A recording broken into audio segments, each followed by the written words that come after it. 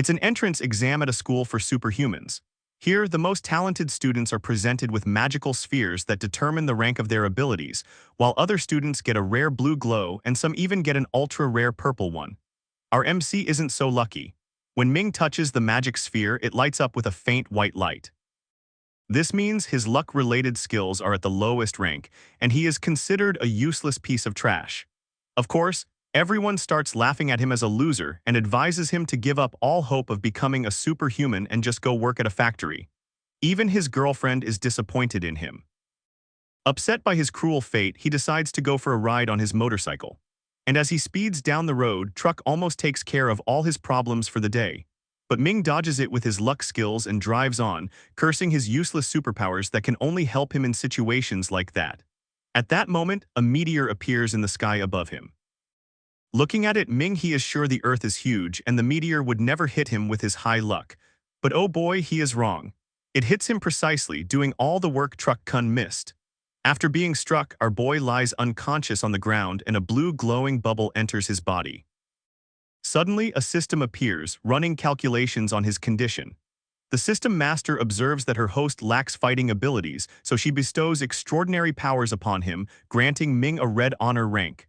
Later, he is found unconscious in a hospital. The doctor mentions that he could remain in a coma for a long time, and a blonde nurse volunteers to care for him. A few days later, the campus queen arrives with a bouquet. After a month, the bullies return to mock our hero. The blonde-haired guy opens an envelope from the bouquet and discovers that Liuachi has replied to Ming's confession. In frustration, he tears the letter apart. A year passes and disaster mutants begin to appear in the southern suburbs. When the alarm sounds, all the doctors evacuate, but the blonde nurse rushes toward Ming Hai. Upon reaching him, she is seized by a monster. Fortunately, our protagonist wakes up instantly and defeats the creature with a single punch. After witnessing everything, the nurse breaks down in tears. Ming Hu gently reassures her, expressing his gratitude for all the care she's given him. She thanks our boy in return before he asks about the current situation. Nurse Song explains that pollution entered the sewers, causing the parasites to mutate. She adds that everyone else must have already been evacuated. Ming notes that she chose not to abandon him, but she insists it was simply her responsibility as a nurse. Curious about how he managed to defeat the monster, she asks. But our protagonist just shrugs and claims he practiced in his head. Deciding to move forward, Ming clears the hallway of monsters with his fists. When a monster approaches, the nurse screams, prompting him to use his sulfuric acid fist to take it down. She wonders if this power is his extraordinary ability, but our hero mentions that he actually failed the entrance exam a year ago. She jokes that perhaps the teacher was short-sighted. Afterward, Mingi asks for more sulfuric acid. Meanwhile, elsewhere, a bridge is destroyed by mutated cockroaches advancing toward a bus full of passengers. Fortunately, a stellar rank extraordinaire arrives and begins shooting at the monsters, but is sadly taken down by a mutated rat. The bus teeters on the edge, about to fall after the mutated rat's attack. At the same time, Ming and Nurse Song have made it out of the hospital. The nurse spots the bus in the distance, realizing it carries people from the hospital. Our boy listens to a report about mutated magic rats and learns that authorities are seeking help from any unregistered extraordinaire. He asks for more details, mentioning that he's just a high schooler who failed the admission test. The reporter advises him to evacuate, but He remains determined to save the medical staff.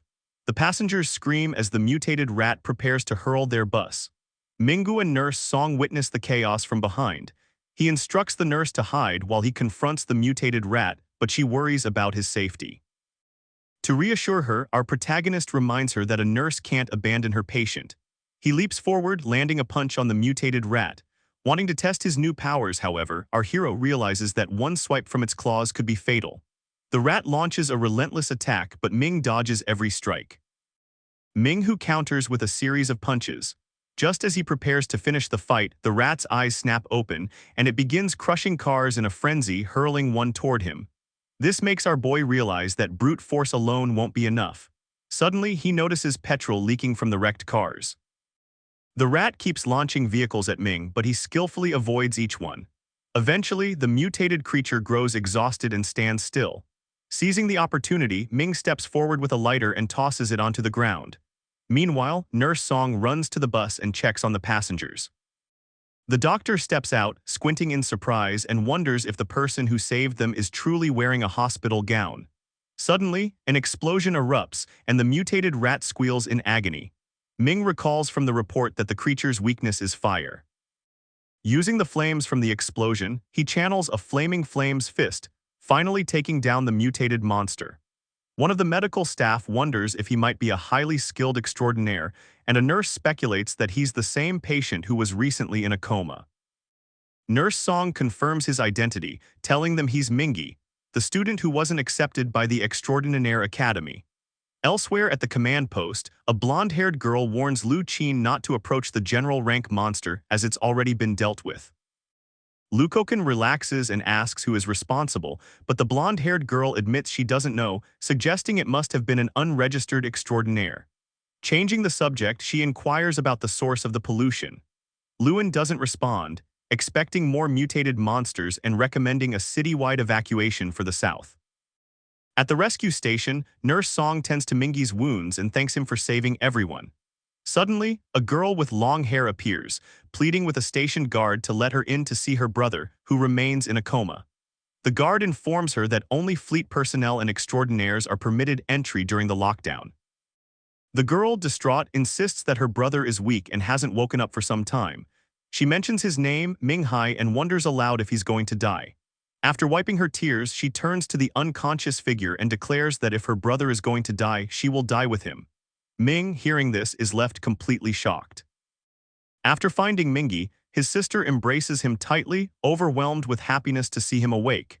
He thinks back over the past year, remembering how his sister would visit and explain that she couldn't come more often because she was working nights as well. Ming recognizes her sacrifices and is deeply grateful for her dedication. The next morning, our protagonist wakes up in his sister's apartment and finds a note from her. She encourages him to rest, mentioning that she's gone to work to help cover the hospital bills. Our boy recalls that his sister juggles 3 different jobs, leaving her more exhausted than some patients. Determined to help, he decides it's time for him to start earning money. While watching TV, Ming hears a report about the government offering a 500,000 reward for information on the source of the pollution. The news also notes a 3,000 reward for each mutant cockroach eliminated and 50,000 for every mutated rat taken down. Our hero realizes this could ease his sister's burden and might even allow them to move to a better place. He starts to wonder where the pollution source could be and resolves to investigate. Even if he doesn't succeed, he figures he can still hunt monsters to earn money, gain experience, and train his abilities. So Ming heads to the reward hall, introduces himself as an extraordinaire, and says he wants to hunt mutated cockroaches, asking if there are any specific requirements. The receptionist assures him that as long as he has basic extraordinaire skills, he can participate. After a quick assessment of his abilities, they'll issue him a novice extraordinaire badge. To reach a stellar ranking, though, he'll need to pass more challenging tests. Ming Hu agrees, and the receptionist leads him to the training arena. She points out a dummy designed to measure strength and instructs him to hit it with everything he's got. Our protagonist wonders what score he needs to pass, then lands a powerful punch on the dummy which cracks under the force. The result, 1,000 kilos. People nearby gasp in shock, realizing he shattered the previous record. The receptionist informs Ming He that the old record was 800 kilos. Back at the front desk, our hero is awarded a $1,000 gift card for breaking the record. Curious, he asks about the official rankings. She explains there are 4, with Celestial being the highest. Inspired, Ming decides to keep increasing his strength until others can't help but admire him. Later, in the waiting area, Mingho wonders if everyone present is waiting for their teammates. He hadn't expected so many people to be interested in the bounty. A chubby guy approaches and asks if our protagonist would like to join their team. Introducing himself as Liuok Kaiwan, he explains the importance of teaming up before entering dangerous areas, adding that the government restricts extraordinaires below the solar rank from participating alone. Lua then asks Ming about his rank, and upon hearing that he's only a novice stellar ranker, Lua remarks that their team isn't interested in newbies. He suggests Ming go back and train more, leaving our boy to question whether his rank is really that low. Unexpectedly, a former classmate with short hair recognizes him and points him out to her teammates. Her blue-haired companion laughs mockingly about Ming just being rejected by another team, while the short-haired girl stands up and calls our hero over. She mentions hearing from others that he was in a coma. Ming shrugs it off, explaining he's just here to hunt monsters and cover his hospital bills. The blue-haired boy, Shu Jiang, sneers and asks how Ming plans to hunt, claiming he's doomed. Lin Yu, the short-haired girl, expresses concern and urges him not to take unnecessary risks. Zhu mocks Ming's luck ability, but Lin offers him a spot in her party. Our protagonist suspects his former classmates have grown much stronger after a year at the academy and imagines they see him as weak and timid. Luing Hong, the tall guy, suggests that maybe Ming's luck ability could help the whole team. The group ultimately agrees to let him join, though remains reluctant. As they make their way into the quarantined area, Lin explains that they've been training at Wudu Academy, which requires students to participate in an annual social event, hence their presence here. When Minghe asks about Lu Chen, Lin shares that she's grown much stronger and is currently in Liang City investigating the source of the pollution. Lin then asks for his thoughts on the pollution. Jur ridicules Ming's liberal arts background, saying it didn't help him pass the exam and that students like themselves have found nothing about the pollution source. Meanwhile, our hero considers the 3 mutated parasites, cockroaches, maggots, and rats, all residents of the sewers. He hypothesizes that the pollution might be some kind of fluid that's entered the southern city's sewage system. Although he's unsure what a mutated maggot looks like, Ming assumes it must be weaker than a mutated cockroach. Before long, he spots a swarm of mutated maggots emerging. As the maggots approach, both Ming and Lin dash away with our boy, regretting that he overlooked the fact that maggots live in colonies. Reaching the other team members, Ming quickly informs them about the situation. As the swarm of mutated maggots closes in, Shuer and the others rush toward a nearby building with reinforced glass for protection. Minghe suddenly notices that Lin has fallen behind and without hesitation, he turns back for her. Ignoring her protests, our protagonist charges at the advancing maggots, smashes open a fire hydrant, and unleashes his explosive wave fists, scattering the creatures across the ground. Lin, amazed by his new strength, looks at him with admiration, even though she's well aware that his heart belongs to Lu Kaiyan. Afterward, our hero and Lin make it safely to the building, reuniting with the rest of their team. The others fuss over Lin's condition, but Ming focuses on her safety, insisting she bandage her wounds before the maggot saliva can cause any harm. He then volunteers to check the building for more threats before additional creatures arrive. Wang Xion, the teammate with a ponytail, scolds the group for not inspecting the building themselves, pointing out that Ming has clearly surpassed their expectations. Consulting the map, our boy heads into the laboratory area and examines the various specimen cages.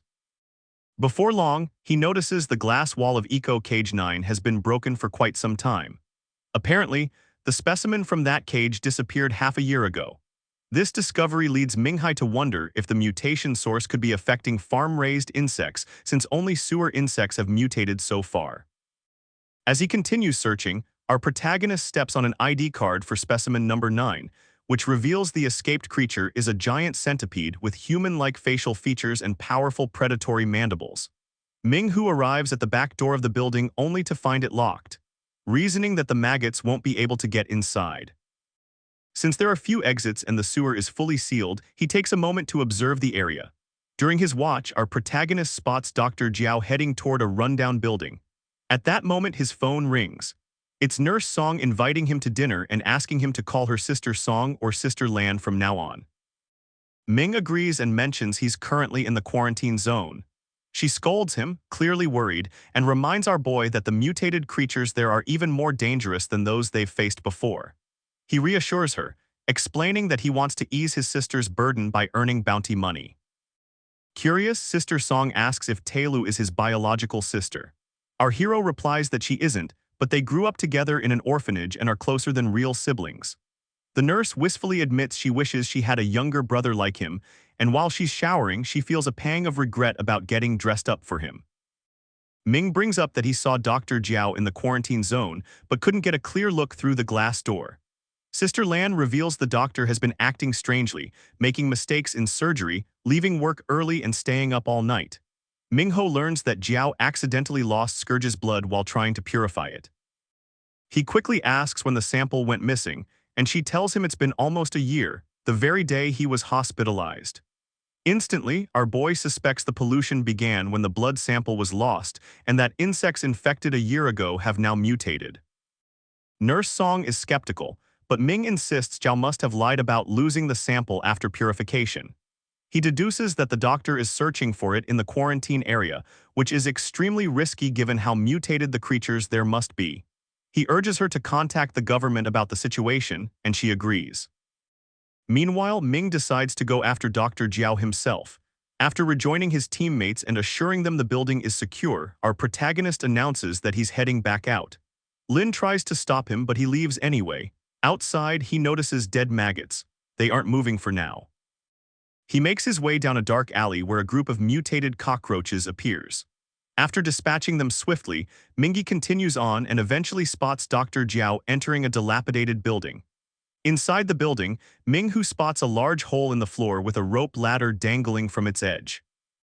Without hesitation, our protagonist descends into the darkness below. In the basement, he sees Dr. Jiao moving toward the Liang water supply. As the doctor climbs up, Ming confronts him, demanding answers about his actions and bringing up the blood sample that went missing a year ago. Caught off guard, Dr. Jiao asks how Ming discovered the truth, but soon admits his mistake with visible regret. He confesses that his error triggered the mutation and explains that he's there to check if this area has been affected as well, hoping to atone for his actions. Our hero urges him to leave the matter to the authorities, but the doctor refuses. Desperate, Jiao begs Ming for help, terrified that if the officials learn the truth, he'll end up in jail. Ming tries to reason with him, pointing out that Xiao is just a surgeon and that pressing on could put his life at risk. The doctor seems to relent and Ming suggests he go back. Suddenly, Xiao's demeanor shifts. He smirks and asks if Ming has told anyone else about what happened. Ming, who admits he has and again advises reporting everything to the authorities. That's when the doctor finally confesses he didn't lose the blood sample by accident. Realizing the gravity of the situation, our boy demands a full explanation. Dr. Jiao asks if the infestation of cockroaches, maggots, and rats makes Ming want to wipe them out. Ming agrees. Jiao then reflects on the disasters humans have caused around the world and questions what truly separates people from parasites. Ming insists that humanity should be protecting the environment instead. Dr. Jiao's face darkens as he presses his point. For the universe to be peaceful and beautiful, it should be devoid of life. He compares humans to cancer cells, creatures that multiply endlessly, pollute their world, and even dream of spreading that destruction to other planets. He argues that as long as humanity exists, no world can ever regain its original purity. Our protagonist struggles to grasp his twisted reasoning, so Jiao poses a question. If your body falls ill, doesn't your immune system kill the invading bacteria? Ming nods. The doctor continues, explaining that if the universe itself became sick, it would produce something to wipe out humanity, just as the immune system targets disease. He reveals that the scourges, disasters, and falling meteors Ming has witnessed are actually the universe's immune response, acting with its own will to eliminate humankind entirely. Ming, who insists that Dr. Jiao's views are beyond reason, and reminds him that his own mistakes caused the pollution and mutations resulting in countless deaths. The doctor simply laughs, claiming that just as he treats people when they're sick, he'll treat the universe by destroying humans whom he considers even worse than parasites. He finally confesses to being the creator of the mutation and announces his plan to wipe out everyone in Liang City before moving on to bigger targets. To continue his plan, he resolves to eliminate any obstacles, starting with our protagonist. Ming points out that the area is already quarantined, so the pollution shouldn't be able to spread further. However, Dr. Jiao reveals his true scheme. He intends to use the water pipes to distribute the contamination. Since people will keep using tap water, the infection will pass into the city's underground systems and eventually reach the entire population. Feigning ignorance, our boy places a hand on the doctor's shoulder and pretends to agree, claiming he'll leave and let him continue his work. Xiao, still wary, asks if Ming has no desire to play the hero and save the city. Ming shrugs off the idea, calling himself trash who failed the admission test a year ago. But when Jiao checks his coat, he discovers the vial of scourge blood is missing. Our hero has stolen it. Suddenly, the doctor's body contorts, transforming into a massive muscular beast. Ming realizes Jiao must have experimented on himself, using the scourge blood to mutate his own form. The doctor unleashes a swarm of twisted parasites, but Ming manages to grab the rope ladder. One of the creatures, however, slices through it, and he quickly realizes their goal is to prevent his escape. Thinking on his feet, our protagonist uses the bodies of the mutant parasites as stepping stones, leaping upward to reach the first floor. Drawing on his mysterious fists' elemental extraction technique, Ming seals the hole behind him, trapping the doctor in the basement. Down below, Dr. Jiao remains undeterred. He claims he can still smell the blood of the beast and is confident that he won't escape him for long. Ming dashes through the streets, fully aware that the power of mutated monsters depends on their original strength before mutation. He realizes that even the large mutated rats are far too strong for him to handle, and grows deeply worried about facing a fully grown mutated human like Dr. Jiao. Knowing the danger, our protagonist makes a strategic decision not to run toward his teammates, fearing that if Jiao catches up, they'll all be killed. Instead, he decides to leave the matter in Nurse Song's hands and wait for the authorities to intervene. Meanwhile, elsewhere in the city, Liu Kai's team has successfully cleared their area of threats. As the members chat about their rewards and speculate whether any powerful monsters remain, Dr. Xiao suddenly emerges from a manhole. Confident, Liao steps forward, declaring that he'll take the creature down and then get some rest. Liu Kai, observing the doctor's massive mutated form, guesses that defeating such a beast would yield an enormous bounty. Without warning, Liao Xiao launches his attack, but Jiao kills him instantly, remarking that the best way to recover is by killing everyone in his path. When another teammate bravely charges forward to protect her friends, the doctor dispatches her just as quickly. Liu Kai and one remaining companion stand frozen in horror as their teammates lie dead around them. Dr. Jiao spares the two, claiming he's in a hurry and summons the mutated lymphas to help locate our hero. Liu Kai and his companion are left in tears, mourning their fallen friends and calling themselves lucky to have survived Dr. Xiao's rampage. Meanwhile, our protagonist sprints through the streets with the mutated lymphas hot on his trail. He quickly realizes they're tracking him by scent and feels a flicker of relief that Jiao himself isn't as fast as these twisted rat beasts. Determined to keep the blood sample out of enemy hands, Ming keeps running until he spots a gas station. Thinking fast, he douses himself in petrol to mask his scent, then slips into a nearby supermarket. The three beasts chasing him lose his trail and bolt off in the wrong direction.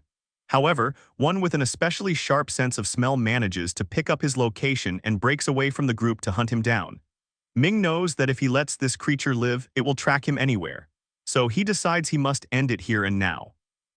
Our hero reminds himself that his mystical punch technique needs contact with a special medium to unleash its full potential.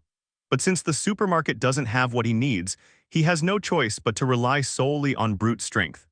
Bracing himself, he charges forward and lands a crushing punch on the mutated beast. Although it's knocked down, the creature quickly recovers and leaps back at him. Drawing on every ounce of skill and determination, Ming overpowers it and finishes it off with a devastating blow. Elsewhere, Dr. Jiao senses a change in his body and instantly realizes that one of his pets has been killed. He rushes to the scene, finds the slain creature, and orders the remaining beasts to devour its corpse so they can heighten their sensitivity to scent. Once the mutated monsters evolve, Xiao commands them to track down our boy and bring him back alive. Ming has finally managed to put some distance between himself and the strong scented sense demons, shaking them off at last. But just as he catches his breath, three powerful monsters appear behind him, their growls deeper and far more menacing. As he considers his options, our protagonist spots an amusement park ahead. The perfect battleground for his next move. Right now, he needs something he can use as a conduit for his mysterious fist technique, which he knows will greatly enhance his strength. Before preparing for the fight, our hero quickly washes the gasoline off his body. He knows that if he runs into any source of fire, his own body could ignite before he even launches his blazing punch. Although he's tempted to keep moving, knowing the monsters will track him down eventually, he decides to buy some time. Once all the lymphoma demons are inside the park, he plans to wipe them out. Though Dr. Zhao's unpredictable behavior still lingers uneasily in his thoughts. Suddenly, the lymphoma demons burst into view and attack. The lead beast has grown even larger and stronger, but Ming dodges its repeated blows with ease. Its sheer bulk has slowed it down, giving our boy the upper hand. As he taunts the creature to chase him, two more beasts appear out of nowhere. Realizing he's outnumbered, he bolts up the roller coaster track, hoping the high ground will give him an advantage and allow him to take down all three at once. The monsters pursue him relentlessly. When Ming reaches the top, he channels his focus and uses the metal track as a medium for his elemental extraction technique. Summoning every ounce of power, he punches the first beast, blasting a massive hole through its body and sending it crashing to the ground. In that moment, he realizes that after absorbing the metal, his fists have become strong enough to slay what appear to be warlord-ranked demons. Still perched atop the track, Ming watches as one beast climbs toward him from above, while another circles around from below. Confident in his newfound strength, our hero prepares to strike before the one behind can close in. He lands a solid punch on the creature in front of him, aiming for its chest. But to his shock, the blow barely dents its thick bone-like armor. Ming can hardly believe how quickly these monsters are evolving. Ming battles the mutated beasts atop the roller coaster track, astonished by how rapidly they continue to evolve. Just as he's about to finish one off, it suddenly sprouts sharp bone spikes from its neck, making our protagonist mentally curse at how absurdly tough these monsters have become. The two creatures attack in a frenzy, but Ming dodges and defends himself with precise, agile movements.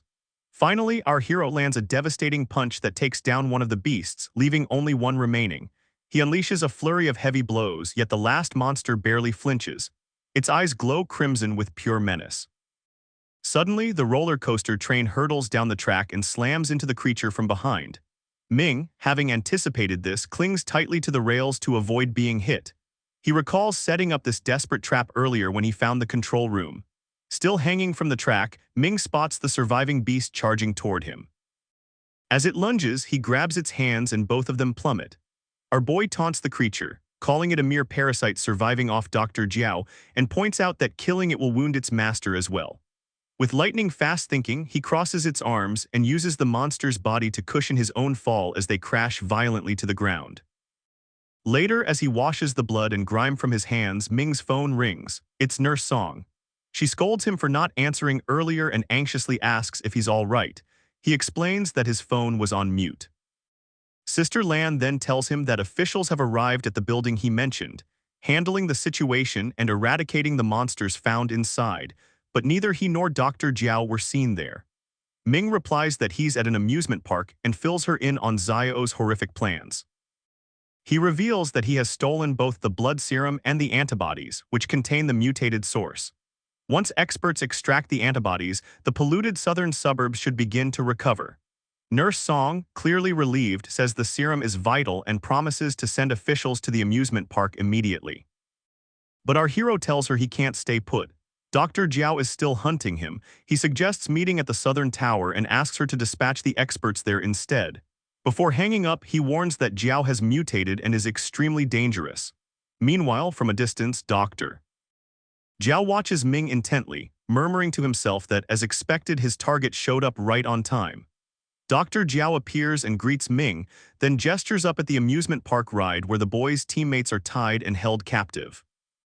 He explains that while searching for Ming, he encountered his friends but decided to keep them alive because they're connected to him. The captives cry out desperately for help, and our protagonist feels a crushing helplessness, knowing he's no match for the mutated doctor. His only hope is to hold out until the authorities arrive. The doctor then points at Lin Long, asking if she's Ming's girlfriend, suggesting he must care deeply about her. Lin quickly clarifies that they're just classmates who look out for each other, making Zhao question whether his life is worth risking for mere classmates. Our hero mocks him, calling those underground speeches laughable. He argues that contrary to Zhao's belief that humans are a disease to the universe, he sees them as giving meaning and vitality to an otherwise lonely cosmos. Ming says that the universe's own evolution led to life, but Zhao rejects this idea. The doctor goes on to claim that civilization and thought are evolving, and this evolution is producing superhumans, stubborn viral beings who are increasingly difficult to eliminate because they grow stronger through each stage of evolution. Ming encounters that neither of them can prove who is truly right and that in the end it all comes down to strength. Whoever is strong is right. He displays the blood serum, proposing a simple challenge. If Jiao defeats him, he can have the serum. He taunts him further, saying that if Jiao can't even defeat someone who failed to get into a superhuman institution, he should stop deluding himself. Dr. Jiao drops all pretense of philosophy. He threatens the young fighter. If he doesn't hand over the serum, he'll kill his classmates. Ming, resolute, declares that they all pledge their lives to protect the nation's people, even if it means dying. In response, Xiao Cry hurls a bone spike, impaling Lucian Unk's leg. He then aims at Linlong's face but narrowly misses. As our boy turns to escape, the doctor bellows in frustration, vowing to riddle Ming's friends with holes if he dares to run again. Seeing Ming try to escape, Dr. Jiao admits it would be troublesome if the boy were to run. So he agrees to the condition, though he calls it a waste of time. He demands Ming return, then launches a sudden attack, declaring that dodging and running will make the fight meaningless. To trap him, the doctor creates a barrier of bone spikes and warns that if Ming steps outside the boundary, he'll kill one of the students. Our protagonist accepts the challenge, but Xiao keeps taunting, bringing up Ming's failure in the admission test and how he fell into a coma afterward because he couldn't handle the truth. The doctor mocks him, calling him pitiful and claiming people only pretended to care, with even the flowers at his hospital bed arranged by a teacher who forced everyone to participate. Ming dodges a barrage of bone spikes. Each attack laced with another cruel jur, Jay reminds him of how he once called his own life sad, questioning why he's trying to play the hero now. One of the strikes lands squarely on Ming's chest, blood gushing out. From above, the wounded Lin Long pleads for him to run and save himself. But our hero grits his teeth and rises to his feet again, refusing to give up. Jiao sneers at his determination, saying nothing will change no matter how many times he stands up. As the doctor charges for another attack, Ming spits blood into his eyes, momentarily blinding him. His hands glow with energy as he realizes his own blood is one of the strongest mediums for his mystic punches. He lands a devastating blow that sends Jiao crashing into his own bone spikes. The classmates cheer wildly. He saved them. Lucian cries out about his bleeding wound while Lin Long urges Ming to tend to his own injuries. But Xiao isn't finished. He rises, tearing the bone spikes from his flesh and asks if Ming's punches come from some advanced evolution talent. The young fighter answers with another punch to the face, but Xiao barely flinches, admitting the blows are heavy but ultimately useless against him. He recalls Ming's flaming punch from the bridge. But before he can finish his thought, Ming unleashes a relentless flurry of strikes.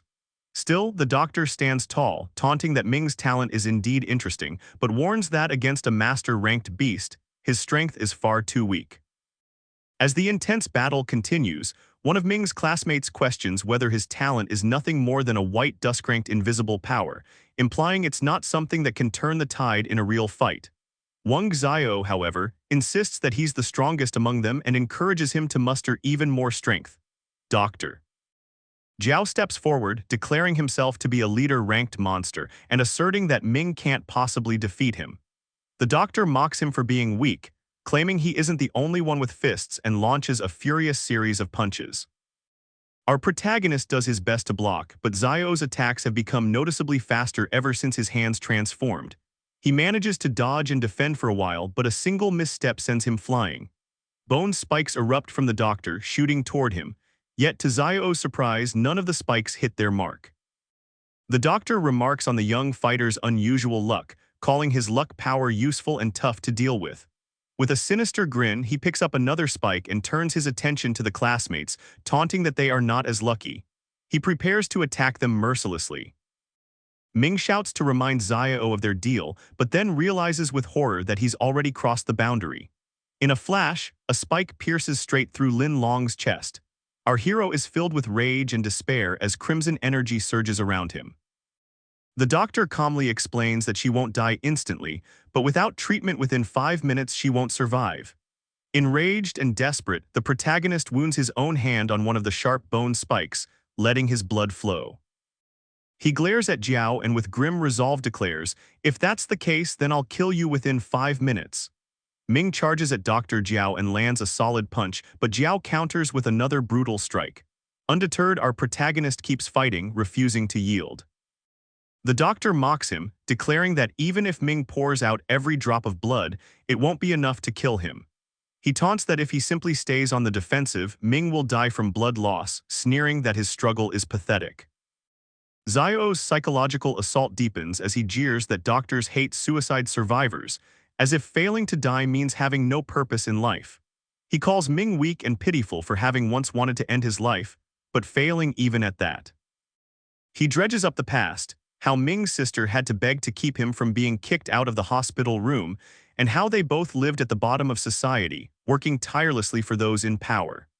With a heavy blow, Jiao declares he'll kill Ming to free him from being a burden to others. Leaping high with hands bristling with sharp bones, the doctor crashes down, shouting for Ming to die. Our hero narrowly escapes but accidentally steps outside the boundary again.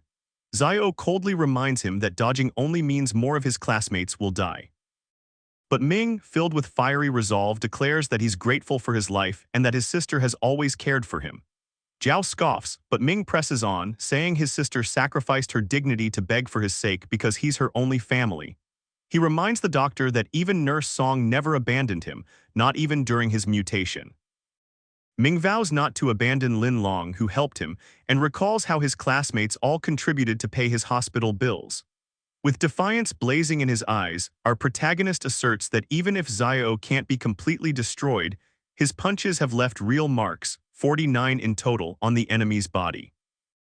Gathering his energy for one final strike, Ming channels the star-marked multiple fists technique, his entire body erupting in blue spirit energy. Jiao stares in disbelief, recognizing it as the legendary blue spirit talent, and realizes he's been defeated by someone he once called trash for failing the school exam. Blue energy explodes outward. Ming's classmates gaze in awe as Jiao finally collapses beneath the overwhelming assault. Standing tall amidst the fading light, Ming proclaims that he may not be extraordinary, but at least he's greater than Jiao, who harms others for his own twisted ideals. Ming rushes to the control room and lowers the swing, freeing his classmates from captivity. They shower him with praise, thanking him for saving their lives and blaming the examiner and the testing machine for failing to recognize his true talent. Without hesitation, our protagonist hurries to Lin Longside as she weakly mutters about dying, but he reassures her that she'll survive and that help is on the way. Lin whispers that he's incredibly strong, but Ming urges her to save her strength and not speak for now. The classmates soon spot the arriving officials and shout for them to come over. Commander Lu Lin steps in, taking charge of the situation. She orders her team to handle the remaining crisis while she oversees the treatment of the injured students. The classmates inform the medics that the spear is still lodged in Lin Long, but they're hopeful she'll be fine if treated in time. Liulin turns to Ming, asking him to accept medical help since he's badly wounded. She remarks that they're all lucky to have survived an encounter with a master-rank monster. As our hero is treated, Liuo Lin wonders what happened to the creature. That's when Solar Rank Hunter Linking Yu arrives, confidently announcing that the crisis has already been resolved. Lu Lin cautions him not to act so hastily during missions, warning that there could still be an enemy ambush. But Lining Yu reassures her that the mutated human responsible for the disaster is dead, having used pollution mutation to retrofit himself. The commander's expression brightens as she asks who managed to kill the monster. Ming's classmates eagerly point to him, and he confirms that he's the one who defeated Dr. Zio. He also hands over the blood serum, explaining that he took it from the doctor. When asked about his rank and how he pulled off such a feat, our protagonist calmly explains that his superpower evolution ability is still at its first stage, and that he's only a trainee starlight rank. Liuo Lin is stunned, exclaiming that the monster had recently killed 2 Moonbright rank hunters.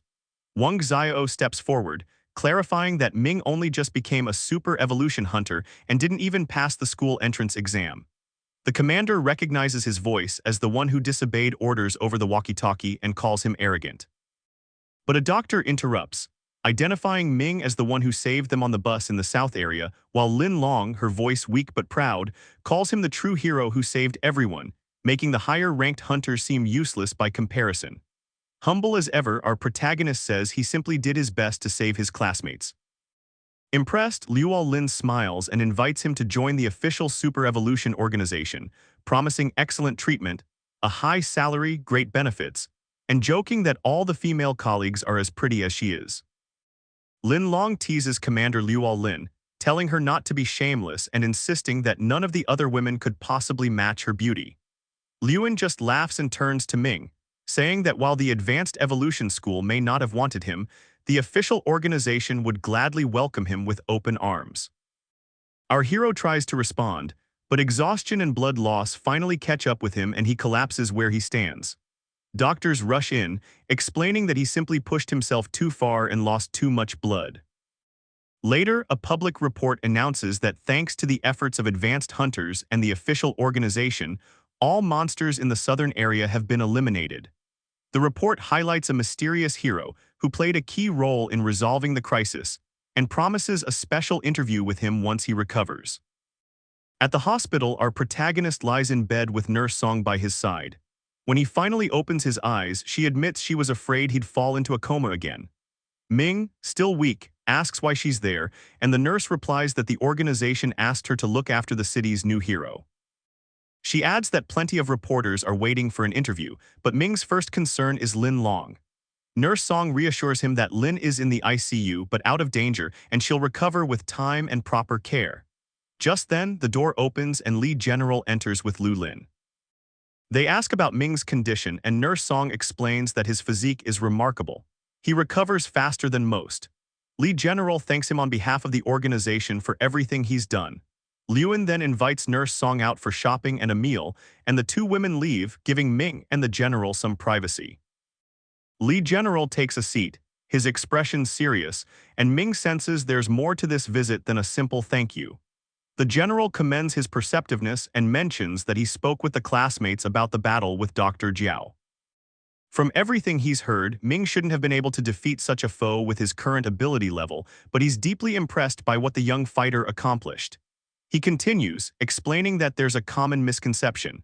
People often assume that the higher the rank, the stronger the person, but that's not always true. Victory, he says, isn't determined by evolution ability alone. It's also about intelligence and wisdom. When Ming humbly attributes his survival to luck, Li General shakes his head and corrects him. Luck might carry someone for a moment, but it doesn't explain everything. He points out how long Ming lasted in battle, something no amount of luck could achieve. Then his tone darkens as he brings up Jiao's words about the main body's immune system and its mission to eradicate humanity. The general encourages Ming to reflect on the term authority, hinting that not everything Jiao said was mere madness. There may be deeper truths behind the authority that governs evolution and calamity in their world. Li General tells Ming that the second matter is a formal invitation. Liuan has recommended him and the organization hopes he'll join. He notes that Ming's ability has indeed brought him luck. After all, being in a coma for a year and waking up with a purple soul rank is a rare blessing born from misfortune. Our hero nods, but as the general presses him for a decision, he hesitates, still pondering everything he's heard. The officer then shifts to a more serious topic. Based on research, the scourges that have invaded Earth originated from meteors. Each meteor, he says, carries a creature inherently hostile to humans. This, he explains, is simply the nature of all living things. Earth's life force itself is driven by survival. He then asks what our protagonist thinks the instinct of these meteor-born beings is. Ming replies to kill and Li General agrees, explaining that their primary instinct is indeed to kill until humanity is extinct. He then asks if that means humanity really is the cancer cell of the universe's main body as Jiao claimed. The general responds that if anything, humanity's first instinct is survival and the second is exploration. But even super beings don't know the ultimate answer. They're still on instinct number 2, when our boy wonders why, if the universe rejects humanity, it would bestow advanced evolution abilities. Li General suggests that those born with such powers are humanity's best defense against these menaces. Perhaps the universe's newborns, invaders, or even its own viruses. Until the truth is uncovered, he says, super beings will persist, carrying the flame of civilization and refusing to be defeated. Ming quietly resolves that while he can't save all of humanity, he will at least protect those close to him. Before leaving, Li General has 2 questions, insisting on honesty. He recounts the event a year ago when an outer meteor goddess queen entered Earth's atmosphere, changed course, and exploded above the planet. Ming was nearby and fell into a coma for a year. The general asks what he saw. Our hero recalls lightning covering the sky before he quickly lost consciousness, then asks if meteors themselves are also terrifying scourges. Li General explains that disasters are ranked from 1 to 12. A rank 1 disaster has the destructive power of a severe weather event like a tornado. The recent mutated monster incident in Lanyang southern suburbs was graded as an A rank 3 disaster. Serious but not catastrophic.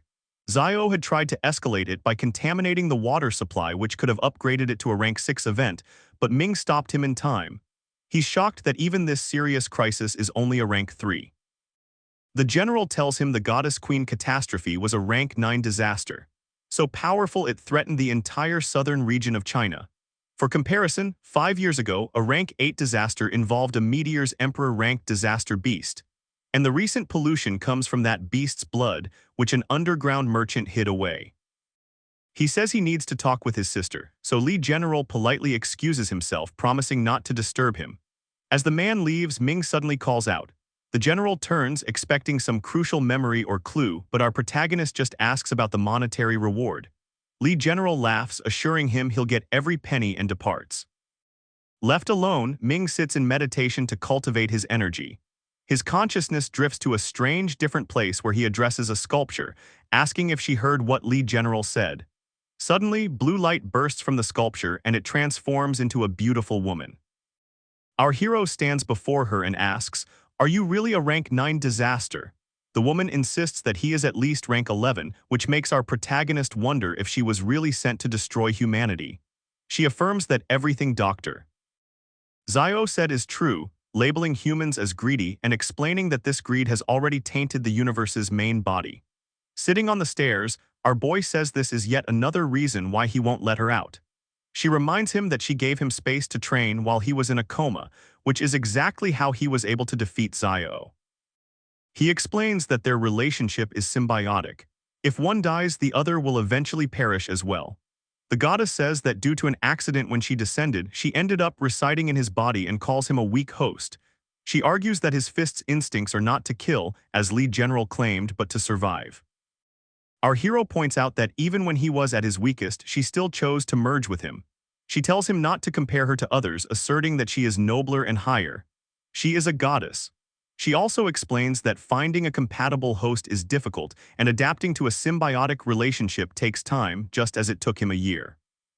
He realizes she was the reason for his coma, but to make up for it, she granted him a special ability.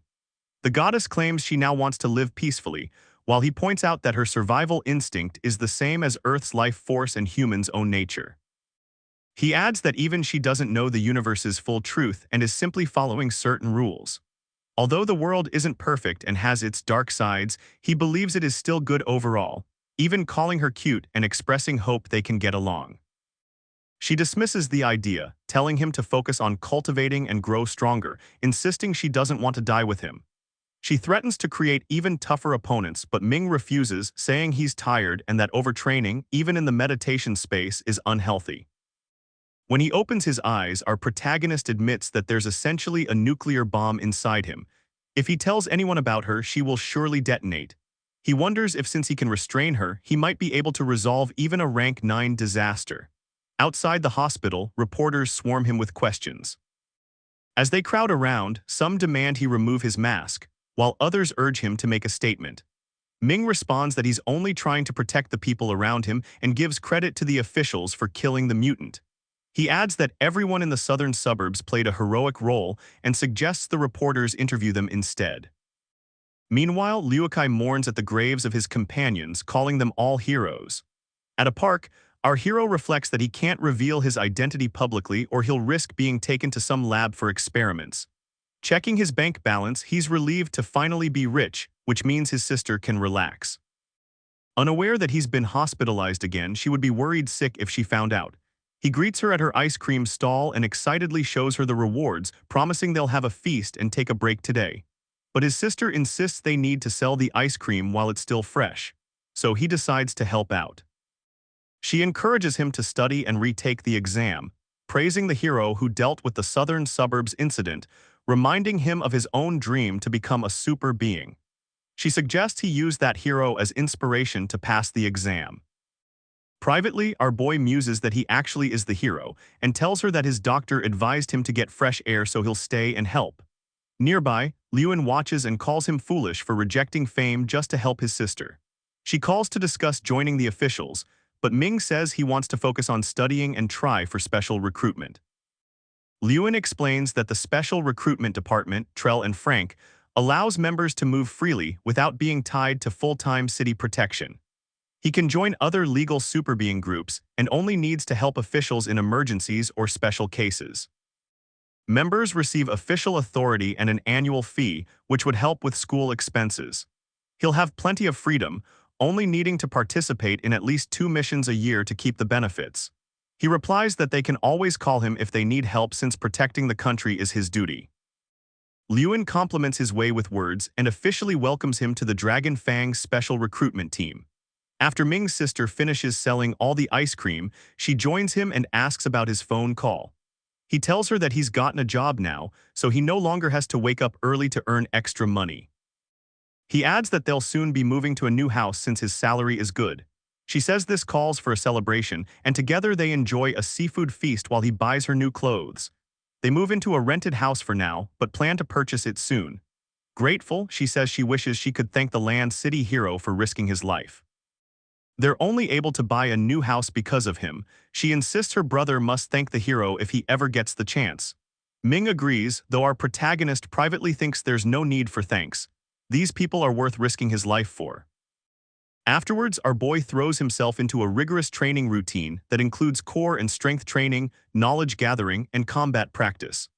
The goddess tells him that Dr. Xiao's statistics have been analyzed, and he can now use his pantheon for combat training. Ming admits he hasn't forgiven Xiao yet, but she advises him to focus on building up his body and taking in more nutrients. While his combat skills are strong thanks to his brain, his body still lags behind his reaction speed. The deity urges him to aim for solar rank so he can survive tougher battles. Ming wonders if he'll be able to use territory skills, and she confirms if he learns that, Zhao will become insignificant before him. His teacher once said that territory can break human physical limits, and our hero's fist power is already above average. He then asks about his red warlock talent. The goddess explains its benefits, including a secret art and the power of absolute territory where he can set the rules of battle in his favor. She refuses to let him experience it directly, instead urging him to practice the secret art and get familiar with it. He discovers that 49 marks are needed to activate the multiple fists ability and that the more marks he leaves, the stronger the skill becomes. She also gives him tips to quickly stack the marks, allowing him to master the secret art faster. A month later, Ming heads to South City for an exam, asking his sister not to worry about him. Meanwhile, at South City's Bingshan Industrial Park, 2 guards patrol in thick fog. One suggests they give up because they can't see anything, and as they try to return, they realize they're lost and have wandered into a strange place. Suddenly, one hears a noise, and when he checks, he finds his companion being devoured by a giant monster. As the guard flees to the control room, he grabs his phone but suddenly spots a figure outside. He calls out, warning them of the danger. The figure approaches. A woman with long, monstrous hair. Her hair snakes forward, grabbing him and killing him instantly. While outside, another creature prowls through the mist. Nearby, a terrified girl hides, struggling to stifle her cries, but the monster woman moves on without noticing her. Meanwhile, Ming rides a train along the same route, chatting with his sister. He assures her that he's financially secure now and that a friend will help him find a place to live. Crew member Tak Shin is asked how much longer until they reach the city. She replies that it'll be about an hour. She then asks a woman if she's bringing her daughter to study, and the woman proudly explains that her daughter, Fang Nan, was the top student in Liang City and has been admitted to the city's advanced evolution school. Passengers admire the girl's beauty and talent, while some share stories about their own struggles with the challenging exam. Ming glances her way quietly, admiring her ability and reflecting that unlike her, our protagonist got into the school through a side door. A woman with a baby sits nearby. Suddenly, the train jolts to a halt, startling everyone. The baby slips, but our boy reacts instantly, catching him before he hits the floor, drawing Nan's attention. Confusion spreads as fog thickens outside and the signal lights die out. A curious child peers through the window, whispering that the train stopped because something huge is out there. An announcement follows, asking everyone to stay seated due to a problem faced by the crew. The passengers grow uneasy, murmuring about what might be happening. Curious, Ming rises and asks Tak Shin about the situation. She says the crew is investigating and urges him to return to his seat. He reveals that he's an advanced adventure hunter and offers to help if needed. Takshin accepts and brings him along. Nyan steps forward too, insisting she can help. They soon meet Kyung, the security officer, who's skeptical after hearing their ranks and says they can't assist when no one even knows what's waiting outside. Ming counters that waiting could make things worse, and another officer sides with him, assigning Kai to accompany the group. Our hero urges Nyan to stay for her safety, but she refuses to back down. Together, the trio leaves the train, warning the crew to keep the doors sealed no matter what happens next. Ming walks ahead with Neon and Kai. The officer eyes the girl skeptically, questioning why as a professional she needs him to explain things. Ming calmly replies that it's to prevent accidents, then asks if trains usually stop operating when they hit fog. Kai explains that as long as the tracks are clear, the train keeps moving. The system only halts when it detects something ahead. Our protagonist notes that must be why it stopped now, but she waves it off, saying it's probably just animals like pigs or chickens. Meanwhile, back on the train, Takshin notices a girl standing outside. Remembering Ming's warning, she refuses to open the door. A passenger steps up, insisting she let the woman in, certain she must be frightened. Takshin explains that the doors are locked and no one could have exited, but the man accuses her of being heartless and unlocks the door himself, calling for the woman to come inside. The woman steps forward, revealed to be a monster. Her thick, writhing hair lashes out, seizing the man and swallowing him whole. Takshin screams and lunges to pull him free, but the creature's hair nearly catches her too. She barely manages to slam the door shut before being dragged away into the fog. Inside, a group of passengers play cards to pass the time. One wonders how long the issue will take to resolve, and a crew member assures them the situation is under investigation.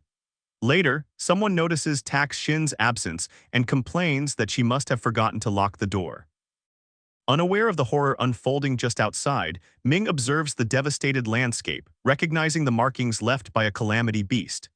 His phone rings and Luo Lin contacts him, noting his location is near Nando's Zio town. He confirms he was traveling there by train, but explains they've stopped mid-route due to an emergency. Thick fog and weak signals have made things difficult. When she asks if the train is operational, he reassures her that it's fine. It's just blocked by debris on the tracks. Once the obstacles are cleared, they should be able to resume. Liuan urges him to hurry and get the train moving. They're near the fog's edge and lingering could be dangerous. Ming asks about the fog, but she tells him to focus on getting everyone out safely first. Down by the tracks, Kai and Nan work hard clearing away the debris. Kai grumbles that our protagonist is leaving them the tough job, but Ming insists they need to hurry and get back to the train. He explains that he managed to get a call from the officials while up on the mountain and warns them that the tracks show signs of a calamity beast, likely responsible for knocking down the rocks. When questioned, our boy says he has no reason to lie, adding that this fog might be the sign of a high-ranking calamity. Their priority, he reminds them, is the safety of everyone on the train. As they rush back, Kai stumbles and finds a corpse shouting an alarm. Suddenly, the monstrous woman appears, attacking them. Our hero quickly pulls Nan out of harm's way. He tells her to run and hide, but she insists on fighting alongside him. The creature snares him with her hair, dragging him closer, but he breaks free with a powerful punch. Nan is struck by the force of the blow, noting it surpasses what's expected from a starlight rank. The monster, undeterred, steadies herself and prepares for another attack. The monster charges again, but our protagonist counters with a relentless flurry of punches. Nan watches in amazement as Ming's eyes glow blue, each strike landing harder than the last. Finally, the creature's body splits open, revealing a human inside. Takshin, our hero, quickly pulls her free, unsure if she's still alive. While the wounded beast retreats into the mist, he helps the unconscious woman back to the train, where the crew anxiously crowds around demanding to know what happened. They board and secure the compartments, locking every door before setting off once more. Meanwhile, in Shioi, Ching is on a call with Lu Lin. Liuan explains that officials detected a calamity meteor about a month ago. Although no alien life was found, only thick steam, the Xi'an Industrial Park took heavy damage. The event was unprecedented and authorities dubbed it the Mist. Ching notes that the fog usually lingers near the mountains and that strange calamity beasts appear only within it, vanishing once it lifts. Liuan adds that some witnesses who wandered inside claim to have seen enormous creatures, possibly even Emperor class. She also mentions that the fog recently drifted close to the train's route, confirming Qing's team is moving in the right direction. Qing comments that the fog devoured all the livestock in a nearby town, but Lu Lin expresses relief that Shioi Unk's residents and the train crew were warned in time. She insists they must investigate further, warning that if the fog returns, it could mean disaster. She explains that people who entered lost their way, and when the mist cleared, both the wanderers and the beasts vanished without a trace. She then reveals that their knowledge of the fog came from a prior incident. When Lu Lin asks for details, Qing sends her a photo of an insect, a clue from the entomology research team. Half a year ago, they lost track of a specimen named Lin Pu, a patterned centipede. Its tracking chip later indicated it had hidden inside a cave near Shan, but the team couldn't retrieve it and left it be. Because the cave lies so close to the Shan Industrial Park, Qing suspects the centipede isn't native to the fog. Liuan confirms they were alerted the moment its location changed. Both agree that recapturing the creature could reveal key information about the phenomenon, and Qing vows to bring it back alive. Suddenly, the giant centipede appears before her, swallowing a pig whole in a single gulp. Ming sits in the ambulance with Kai, who thanks him for saving everyone's lives and admits he never expected a Starlight trainee to be so strong. Our hero shakes his head and points to Tax Shin, saying she's the real hero for protecting everyone and stopping the monster from getting in, calling her honorable. Once they reach the hospital, Ming receives a call from an unknown number. He immediately recognizes Lu Chan's voice.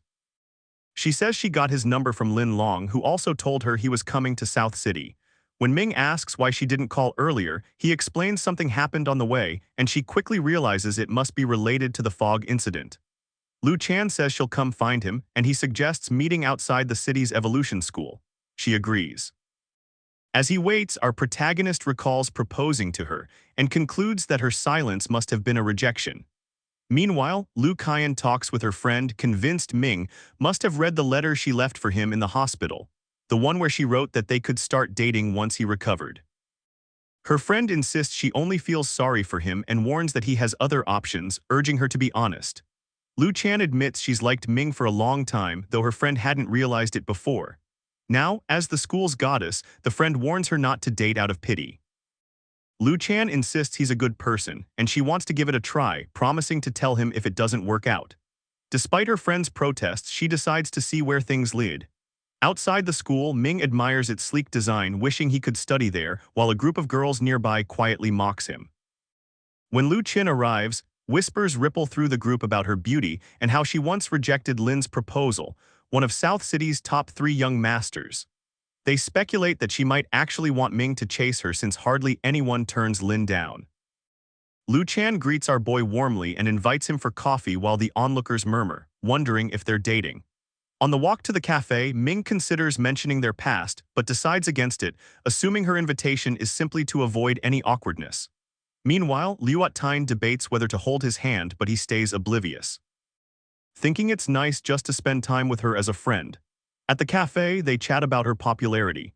She teasingly asks if he came to South City just to see her, but Ming explains he's actually there to try out for recruitment and to tour the city. When she asks where he's staying, she blushes at the thought of them living together.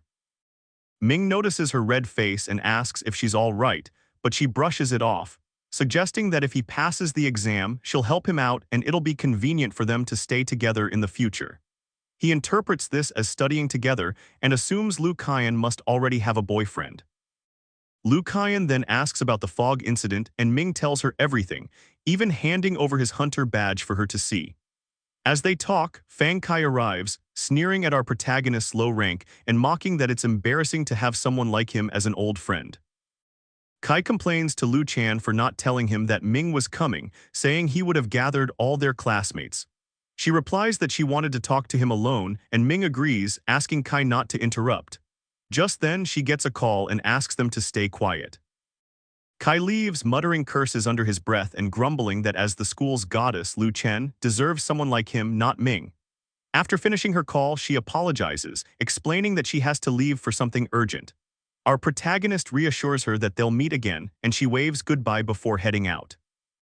Outside, she meets her brother, who tells her they need her lightning control ability and that they'll discuss the details in the car.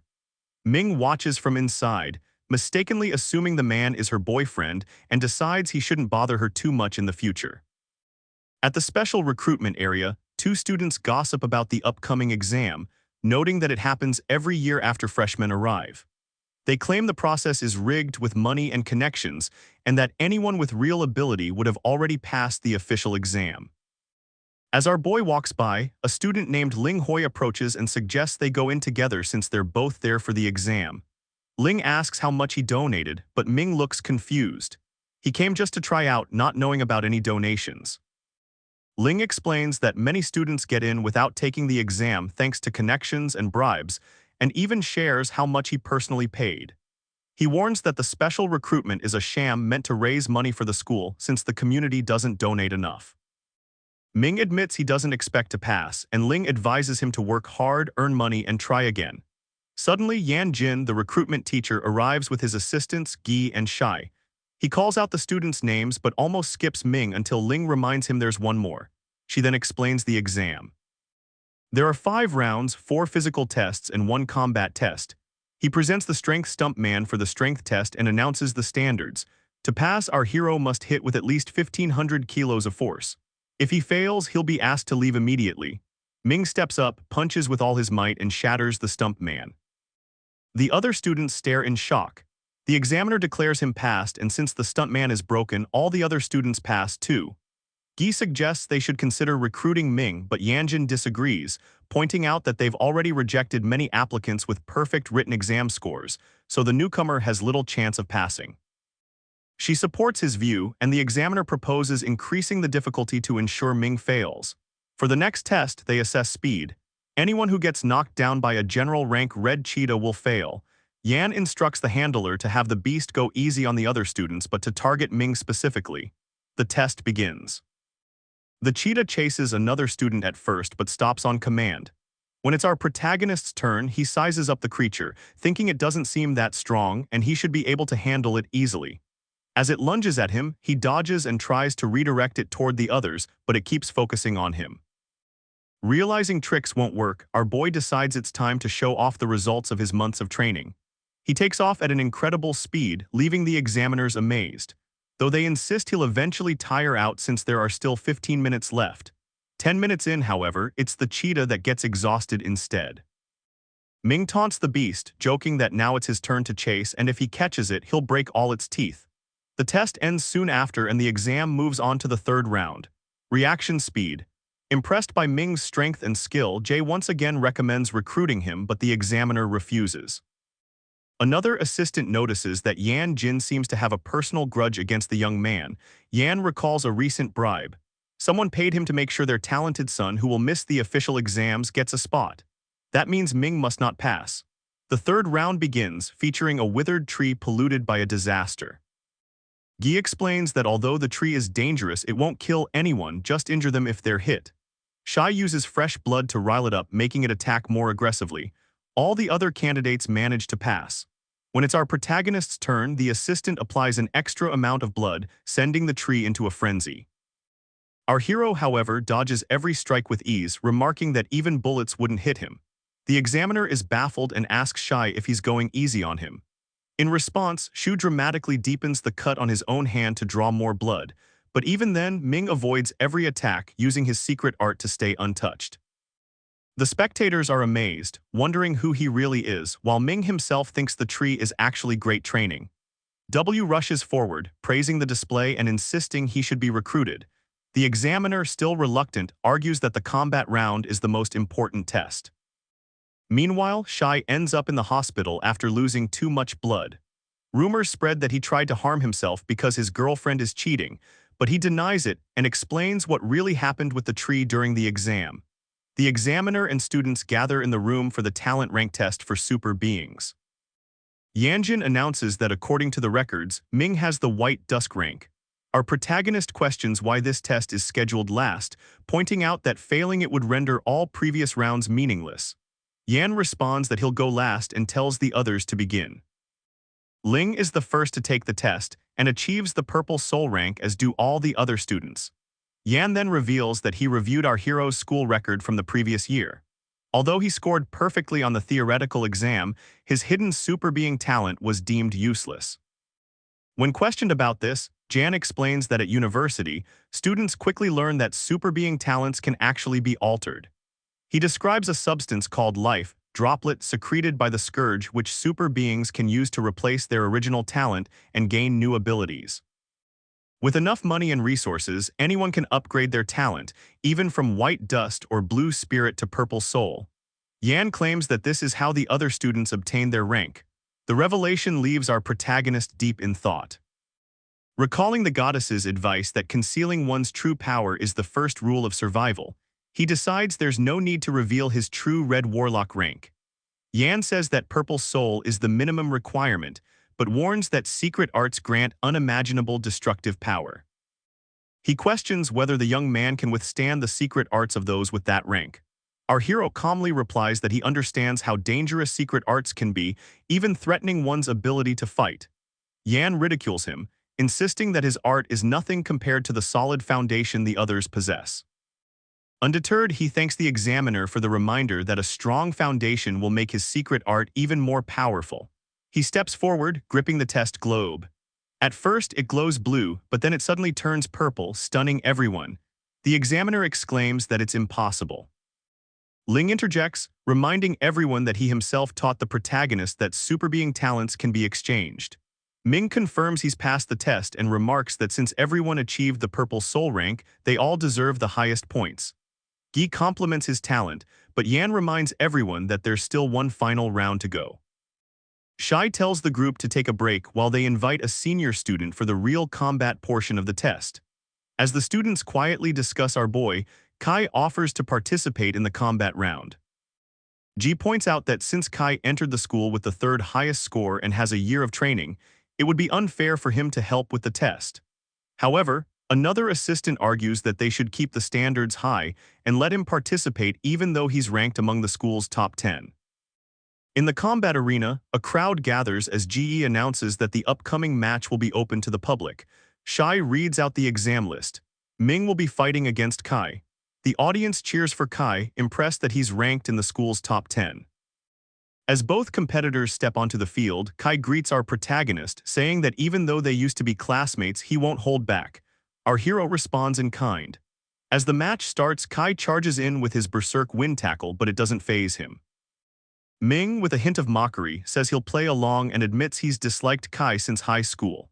His opponent, growing angry, calls our boy a failure who couldn't even pass the entrance exam.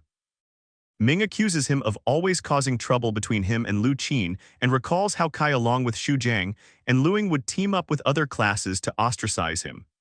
Kai mocks our protagonist, calling him a mere laborer who only knows how to carry bricks and claiming he isn't worthy of even being at the school. When questioned why he's participating, Kai says he was requested to help, and the assistant teacher confirms that he volunteered specifically to fight Ming. Frustrated, Kai insists that as the examiner, he can decide who passes or fails and declares our hero unworthy of the school and of Lu Qin. Ming retorts that if Kai truly likes Lu Qin, he should prove it through effort and ability, not by following her everywhere. He points out that Kai was rejected by her and is now trying to assert his superiority. Losing his temper, Kai calls the school a sacred place where people like Ming don't belong, insisting he's only fit for construction or dishwashing jobs. Ming responds that this is the real Kai, but it won't affect the beating he's about to receive. Kai demands he kneel and beg for mercy, proclaiming his authority as examiner. The protagonist coolly replies that this is the perfect chance to finally give Kai the beating he deserves without worrying about medical bills since it's part of the exam. Before Kai can respond, Ming lunges forward to attack. Kai blocks the first strike, but the next punch sends him flying, blood spraying from his mouth. Regaining his composure, Kai uses his spirit skill, Berserk Wind Whip, summoning swirling winds around himself. Confident, he taunts that our boy won't be able to get close, questioning how he'll even fight back and boasts that his abilities are nothing compared to his own. He then unleashes his Wind Python attack, surrounding himself with powerful swirling energy. Our boy instantly recognizes the spirit technique and quickly fuses the sand, coating his hand as he attacks with his mysterious fist. The opponent, Kai, floats in the air with a confident smile, but that expression falters when he notices the sand swirling beneath him. Suddenly, a massive sand fist slams into him, sending him crashing to the ground. The onlookers start to question whether Kai really deserves his spot in the top 10 since he's being beaten by a newcomer. While others agree that Ming is truly strong and deserves to date Lu Qin, Kai gets back to his feet and reveals his hidden ability. The angrier he becomes, the stronger his berserk wind breath grows under his control. He roars, gathering energy and wind in his hands, and shouts at our protagonist, claiming he's been pushed to a new level. With his eyes glowing blue, he uses a secret art to unleash a storm breath tornado, stunning the crowd who say that he's finally taking things seriously. Meanwhile, Guy panics, pointing out that using a secret art is forbidden during the recruitment test, but Yanjin stays silent. Back in the arena, Kai's power wipes out a giant sandfist as he declares that Ming is finished. Our hero, unfazed, stares right at the tornado, convinced that his opponent's secret art is nothing compared to his own power. The assistant teacher remarks that he's just a naive kid overestimating himself, while Guy shouts at Yanjin, worried for the boy's safety. Ling yells at him to run, and the onlookers think he's been swallowed up by the tornado. But our boy stands still, mocking his opponent for being angry and useless. Kai shouts furiously, vowing to leave him paralyzed and confined to a hospital bed as he unleashes his full strength. Our protagonist calmly studies himself, watching the tornado bear down on him. Then purple energy envelops his fist, and his eyes glow with power as he punches straight through the wind, landing a direct blow on Kai. Kai's eyes widen in shock as the purple energy slams into him, sending him flying into the wall. Blood pours from his mouth as he collapses to the ground. Unable to comprehend what just happened, Ming steps forward and explains that his mysterious fist can absorb energy from the environment, including wind breath. His opponent tries to stand, trembling, refusing to believe that the spirit technique he faced has defeated his own secret art. Ming admits that Kai's secret art could have killed him, but he held back because they're old classmates. Ling steps in, returns his jacket, and reveals to everyone that the protagonist's talent is the rare purple soul. He points out that Ming didn't even have to use his own secret art to win. When someone asks if he wasn't ranked white before, he replies that people grow and change, then tells Kai to go to the hospital since his injuries are serious. The two walk away together, openly mocking him as he lies on the ground coughing blood. Jai tells Yanjin to recruit Ming, or there will be a lot of criticism since everyone saw how strong he is. When Ming says he'll be a glory student now, Yanjin warns him not to get arrogant, reminding him that South City has no shortage of geniuses. Ming suggests the examiner should be more strict with recruitment, saying that people like Kai will damage the city's reputation if others think he got his rank through connections. He adds that Yan Jin can call on him if he ever needs someone to test newcomers, promising not to let anyone unworthy through. The man, gritting his teeth, congratulates him and tells him not to get arrogant after joining and to always seek knowledge and respect his teachers. Ming shrugs, saying it depends, and walks off, while Guy asks who will pay Kai's medical bills. Yanjin says no one since Kai broke the rules, and the defeated student insists he has enough money anyway. Afterward, the other battles finish successfully and Ling leaves, saying his father is preparing a celebration. A girl runs up to the victor, asking to add him on WeChat and offering to be his guide. When he asks about the dormitory, she volunteers to show him, but Lu Chan steps in, saying that since she's his old classmate, she should be his guide. When the other girl presses for his WeChat and phone number, Lu Chan says his phone and SIM card are broken. Later, while walking with her, Ming asks how she knew about his phone situation. She explains that the girl was just trying to get close to him and then asks whether he passed the test with a high score. He says he did his best and talks about Kai, calling him someone who seems like a bad person on the outside but is actually kind inside. They laugh and chat together and Lu Chan congratulates him, happy that they'll be classmates again. Ming finally has the school life he had long desired. Poetry Banyan Road, a spacious grassland practice area, a lively student street, retro school buildings, and a library. During the Super Beings Combat Ability Foundation class, Teacher Zhang talks about ranked talent and asks if anyone knows what core power people with the White Dusk talent possess. He calls on Neon, and she replies that those people's bodies are stronger than normal, and with hard training they can exceed even some professional sports limits. The teacher explains that while human limits once lay in strength, speed, and precision, the White Dusk rank of super beings has long surpassed them through what's called super being physics. Each white dusk excels in different ways, some in speed, others in power. At South City School, recruitment generally accepts anyone who meets at least one of four requirements: strength, speed, reaction speed, or combat skill. Yet a student questions why his classmate, despite having white dusk talent and meeting both strength and reaction standards, was still rejected. Zhang responds that this leads directly to what they were about to explain, the blue spirit ranks. Since everyone here is from South City School, they should already know about blue spirit talent score abilities, but it's still necessary to explain in detail. Those in the blue spirit rank not only possess superior strength physics, but also wield a unique special ability. He then asks if any student can give a demonstration, reminding them not to damage the room's facilities. A girl stands up and explains that her super being talent is glare, while her blue spirit talent is blindness. She offers to let everyone experience it. The instructor tells the others to close their eyes, otherwise they won't be able to perceive her spirit skill, and asks if she can release a weaker light. She agrees, adding that she can control the intensity of her glare. Light forms in her palm, and as she squeezes it, the energy scatters throughout the room. The girl calms her classmates, asking them to keep their eyes closed until their senses recover, then demonstrates her first spirit skill, causing their vision to blur. Young explains that blue spirit talents combine physical strength with unique spiritual powers. Their abilities deliver powerful bursts in battle, dealing significant damage and surprising effects, but even weaker skills drain stamina and mental energy. Because of this, blue spirit talents begin stronger than white dusk ranks. Although super being physics continues to play a vital role in their cultivation, the teacher continues by explaining that purple soul rank individuals not only possess white dusk abilities, but can also use the first spirit skill of blue spirit rank. A student observes that such people are rare in the school. John clarifies that secret arts cannot be summarized briefly, as each has unique conditions. He states that some only activate when a super being's life is at risk, and many are linked to spirit skills delivering bursts far stronger than usual. He mentions having acquired a battle record demonstrating a secret art and plans to show the video to illustrate its power, asking students to focus. Those near the windows are told to close the curtains and dim the light, while the faces and processes in the video are blurred for privacy. The video of our protagonist is played, and he thinks to himself that he's lucky he didn't want to become famous so early. The students stare in awe, some calling it scary, while Neen doubts that the figure really looks like Ming. Yong instructs the class to focus as he explains the student's wind-based talent. The student had previously employed the wind whip and white python spirit skills, drawing on surrounding wind energy.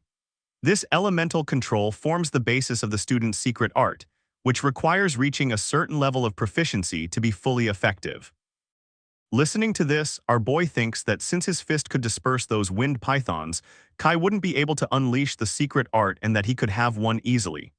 As the video plays, the crowd cheers again, questioning whether the guy is even human. And Nan shouts that the fist and dispersal is his secret art, looking at our hero with suspicion once more. After class, Nan approaches our boy and asks if he was the one shown in the video. He denies it, pointing out that the image was blurred, so how could she be certain it was him? She responds that when they were on the train, he wasn't yet a student at South City School, but now he sits beside her in the same classroom, which to her can only mean he passed the special requirement. Ming argues that many others also passed, but she insists she remembers him striking the scourge with his fist and sending it flying when they were in the fog. Hearing her reasoning, our protagonist simply tries to brush it off. As they stand together, an announcement begins, telling citizens to take note. It says that the astronomy group has observed and found a small object past the atmosphere circle. The estimated area where the object will fall is South City Shade Ridge. Villagers at Shio Ridge are told to evacuate the area, while frontline commanders are ordered to prepare for battle. The Blackline group is asked to mark the area, organize, and gather a reinforcement team. Nan receives a call reminding her that she has been selected for the Blackline group, and she immediately asks for instructions. At the same time, our hero receives a call from Luo Lin about the Shio Ridge crisis, where over 1,000 alien scourges have appeared. Though the front line will take the lead, Dragon Fang needs him on standby to handle unforeseen challenges. He responds with understanding and asks what specific duties they expect from him. Liulin emphasizes that his position in Dragon Fang limits him to emergency duties only for the coming days.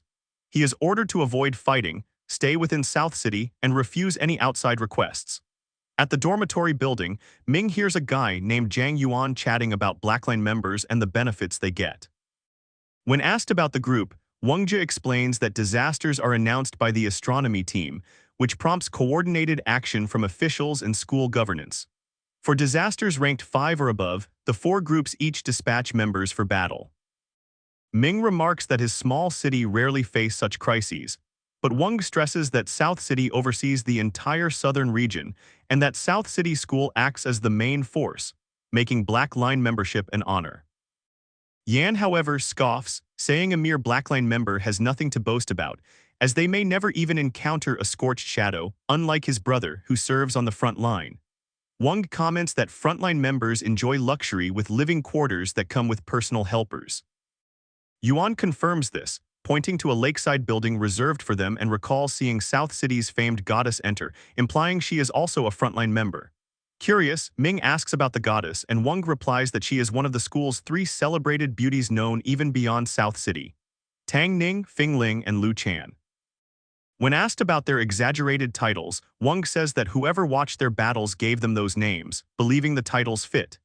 Ming confesses that Lu Chan is his classmate, but they don't believe him and warn him not to try using this to get the room that faces the girls' dormitory. Our boy just nods and takes his leave. In his room, he closes his eyes, meets the goddess, and asks who the opponent is today. She yawns and says that mutated Dr. Jiao is no longer fit to be his opponent. At the free practice area, Ming arrives wearing a mask, thinking there's an opponent he can spar with.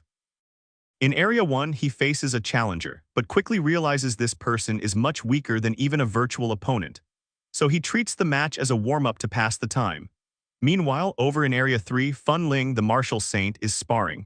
She unleashes a series of relentless kicks, leaving her opponent collapsed on the ground. The defeated trainee begs her to go easy since it's just a spar, but she merely calls for the next challenger. Looking around, she urges others to fight, but everyone is too intimidated and quickly retreats. Later, she waves to a man, mentioning that she didn't even break a sweat today. He replies that with her combat ability, this place is just a playground for her to bully others. When he mentions that people call her the martial saint, she shrugs, disappointed that she doesn't have a worthy opponent. The man tells her she's improving fast and suggests she try fighting someone he saw in Area 1. Fun is about to leave, but when she spots our protagonist in action, she changes her mind, thinking he might last a few minutes against her. She hands her jacket to the man, who bets that Ming will last longer than that. She asks if he doubts her and proposes a wager. If she fails to take Ming down in 3 minutes, she'll train the hard way with his method. Fun approaches our hero for a spar, and as soon as the match begins, she charges in. She kicks, but he dodges and counters with a swift strike. She blocks it cleanly. 3 minutes quickly pass, yet both remain standing and unharmed.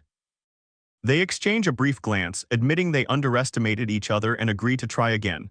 This time, our boy uses his wind skill and unleashes a barrage of punches, but Fun dodges every single one. She considers pulling back to create distance, then suddenly takes the initiative and closes in. Their clash intensifies. The onlookers are Aruk, unable to follow their movements, and marvel at how perfectly both fighters fend off every attack. Suddenly, the man's phone rings and he calls out to Fun, saying there's an important mission. The crowd finally realizes who they've been watching, the martial saint herself, and whispers ripple through the area. Fun halts the fight, promising to meet again next time, and announces she'll be at the practice grounds every Wednesday morning. As she takes the call and walks off, she asks Uncle Yuan to find out Ming's name for her. Elsewhere, our protagonist walks alone, thinking about the girl he just fought, admitting she's strong and that he needs to work harder. As he continues, he tries to recall her name. The news report announces the elimination of the Red-Eye Scourge, expressing gratitude to the Society's forces. All the resistance members from Shi Ridge return home and give special thanks to South City's 13 students, crediting them for breaking the nest. Yuan and the others watch TV, and he points out his older brother on the screen, making Wang admit he also wants to appear on TV. Lai sits on the sofa as Yuan asks how things are going in Black Line since he isn't qualified to serve on the front line. Mayan mocks him for being proud of nothing since it's his brother, not him, who earned the credit. Wen bursts out, but another friend quickly calms him down, reminding them that they all live in the same dorm and shouldn't fight. When asked if they've packed, Yuan is confused and questions why. Wang reminds him about the upcoming wildlife training, which is similar to the university army's training. One friend leaves, admitting he didn't prepare, while our protagonist confirms he's already done with his preparations. In the classroom, Zhang outlines the finalized training plan, explaining that officials have approved Shiao Ridge as their training ground. Though some students complain about the harsh conditions, he stresses that it's not a trip but a serious mission. Reports indicate the Red Scourge there may lay eggs and reproduce at a dangerous pace, with their eggs threatening nearby civilians. While the students aren't yet members of society, they are responsible for carrying out the cleanup. Cutting off objections, Zhang insists Shiao Ridge must be made fully safe. He reminds them that as super beings, it is their duty to protect citizens and report any eliminated scourge to both the school and authorities. Yuan, sitting among the students, suggests that if they find a weakened red scourge, they can earn credit for eliminating it, and his friend agrees. Zhang announces the class needs a representative and appoints Nan, praising her excellent reputation and the official team's recommendation. He asks if anyone objects, then says the rest of the committee will be chosen based on performance. Ending the class, he instructs students to prepare for the upcoming Shiao Ridge training. Outside the classroom, Ming notices a missed call from Lu Kaiyan. When he calls her back, she asks him to meet her at the cafe. He hangs up as his friends tease him about having a girlfriend, but our boy brushes it off. When they press him about her identity and ask if it's Lu Qin, he confirms, saying they're just friends, and hands over his notebooks, asking them to put them in his room before leaving. His friends stare after him and decide to follow since they have nothing else to do. When they ask me, he calls it boring and says he needs to study because he doesn't want to live in the same dorm as them. Huan curses him, but Wang holds him back, reminding him they're going to follow Ming. At the cafe, Ming sits down with Lo Qin, saying he saw she was given a command. She replies that she was just filling a slot and praises the seniors in her group. When he asks if she's injured, she denies it. He then asks if there's any urgent reason for her to seek him out, and she admits there isn't anything special. She quietly gets angry, vowing not to call him again for acting so weird, even though they're supposed to be dating. Lu Kaiyan then tells him she'll be their teaching assistant for the upcoming training at Shiao Ridge and will accompany them there. Our hero's friends sit behind them, convinced now that Lu Chan is really his classmate. Ming is glad he'll get to see her more often. Suddenly, she asks him to go to a movie, saying her roommate thinks she's too tense and needs to relax. Wang and the others are annoyed at the idea of Ming getting invited by their goddess. He agrees, suggesting a happy film. While Liuachi asks if he has other plans, he says it's nothing special, just training, as she invites him to come along. They get up and our boy jokes how one of his friends calls him a training maniac and that he should really go see a movie. They leave together while his friend, who watched everything nearby, breaks down in disbelief, amazed that Lu Qian not only invited Ming to a movie but also asked him for coffee. All the students arrive at Shiao Ridge, where the villagers warmly welcome them and offer food. The group politely refuses, knowing they can't accept such gifts. As they move forward, Nian tells Ming that the teacher is looking for him and asks him to go over. He agrees and hurries ahead to meet with Dean Ming, Vice Dean Rang Yuan, and Shu, the director of the combat class and teaching director.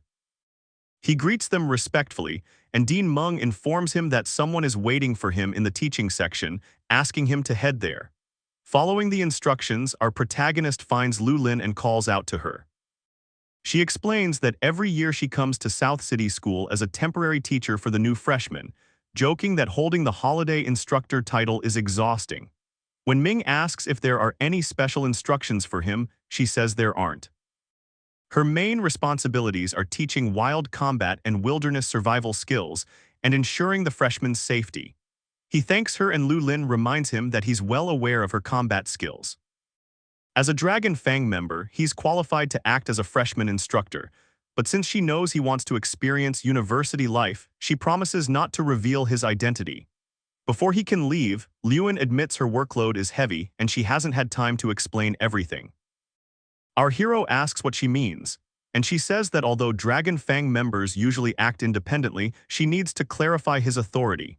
When he asks what kind of authority, she teases him, saying the team he joined isn't some third-rate squad.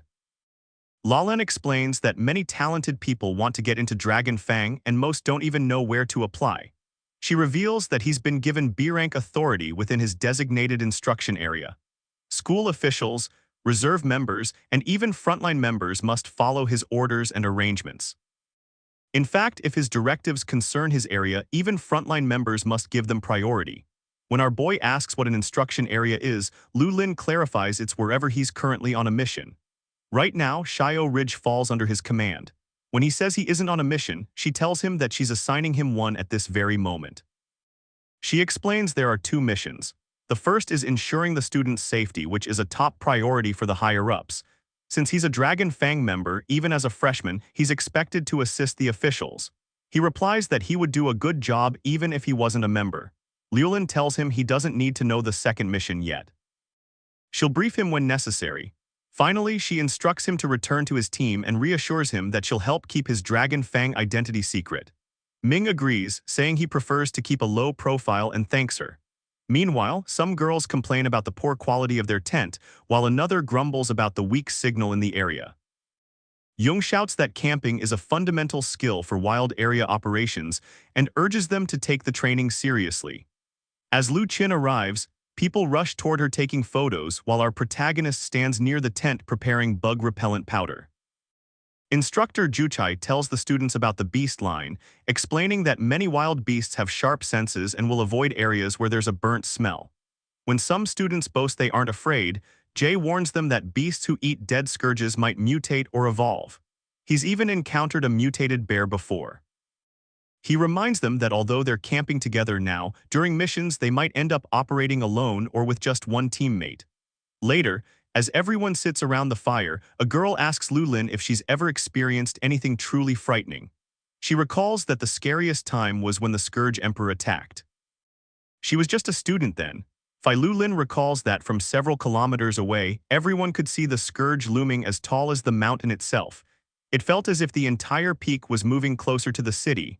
Now that city has become a wasteland, serving as a nest for the Scourge.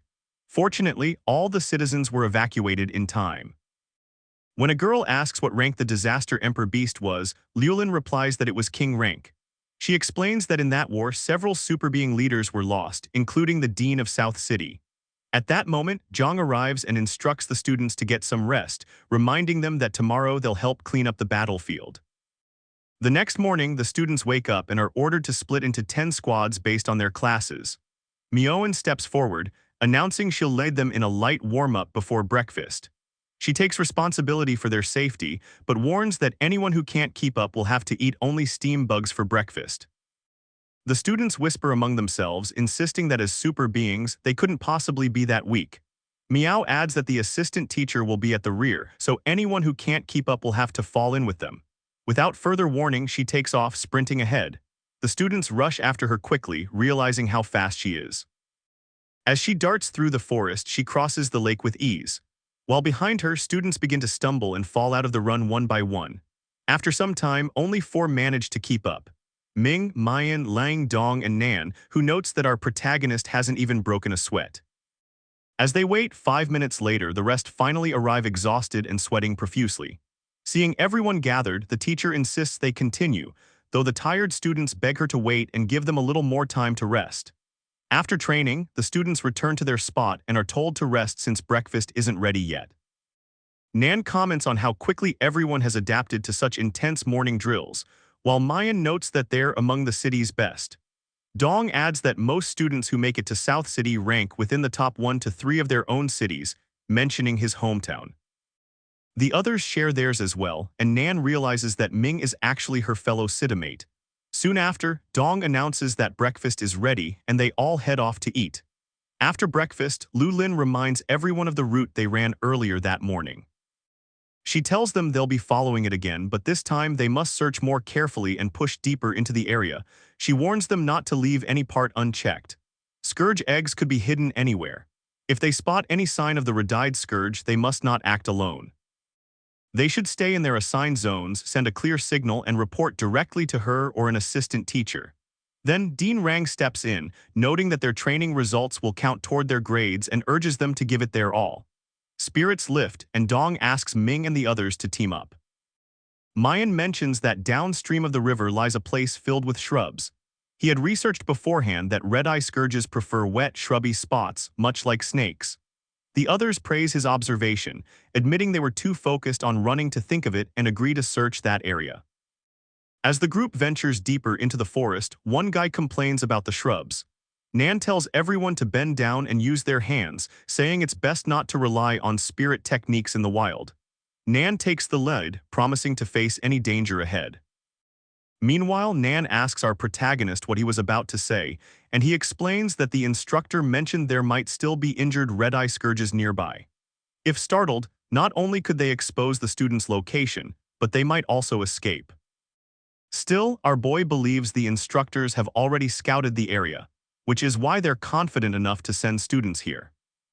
When asked how he knows, Ming explains that the teachers have been on site since day one, familiarizing themselves with the route during the morning runs to ensure no one gets lost, then circling back to check the terrain while everyone rested. As they walk, Nan wonders why students are needed at all. Ming replies that scourge eggs are tiny and can only be found through careful human searching. Machines can't easily detect them since the eggs resemble snake eggs.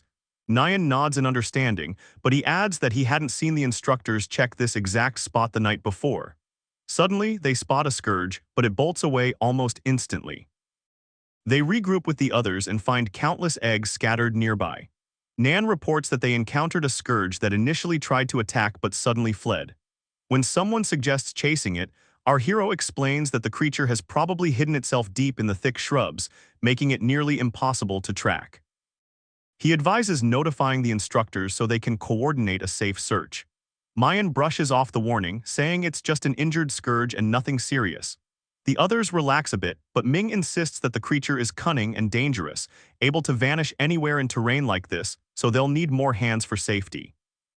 Mayan mocks him for being overly cautious, asking how he'll ever survive the front lines, but reluctantly agrees when Nan backs him up.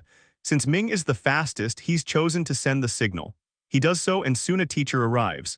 Ming quickly reports that they've found an injured scourge. Suddenly, someone screams for help. The teacher calls for other assistance, shouting that a student is injured. Meanwhile, our boy darts back into the forest, confronting the scourge head-on and landing a punch on it right away. Ming is struggling with one scourge when another suddenly appears and lunges at him. He catches it, realizing he'd been too careless, but still manages to kill them both. The close call makes our boy suspect there might be a hidden scourge cave that the frontline members missed during their sweep. Hearing cries for help again, he rushes toward the sound and stops in a spot covered with vines. As he looks around, he discovers the supposed cries for help are actually being mimicked by the king's scourge as a disguise.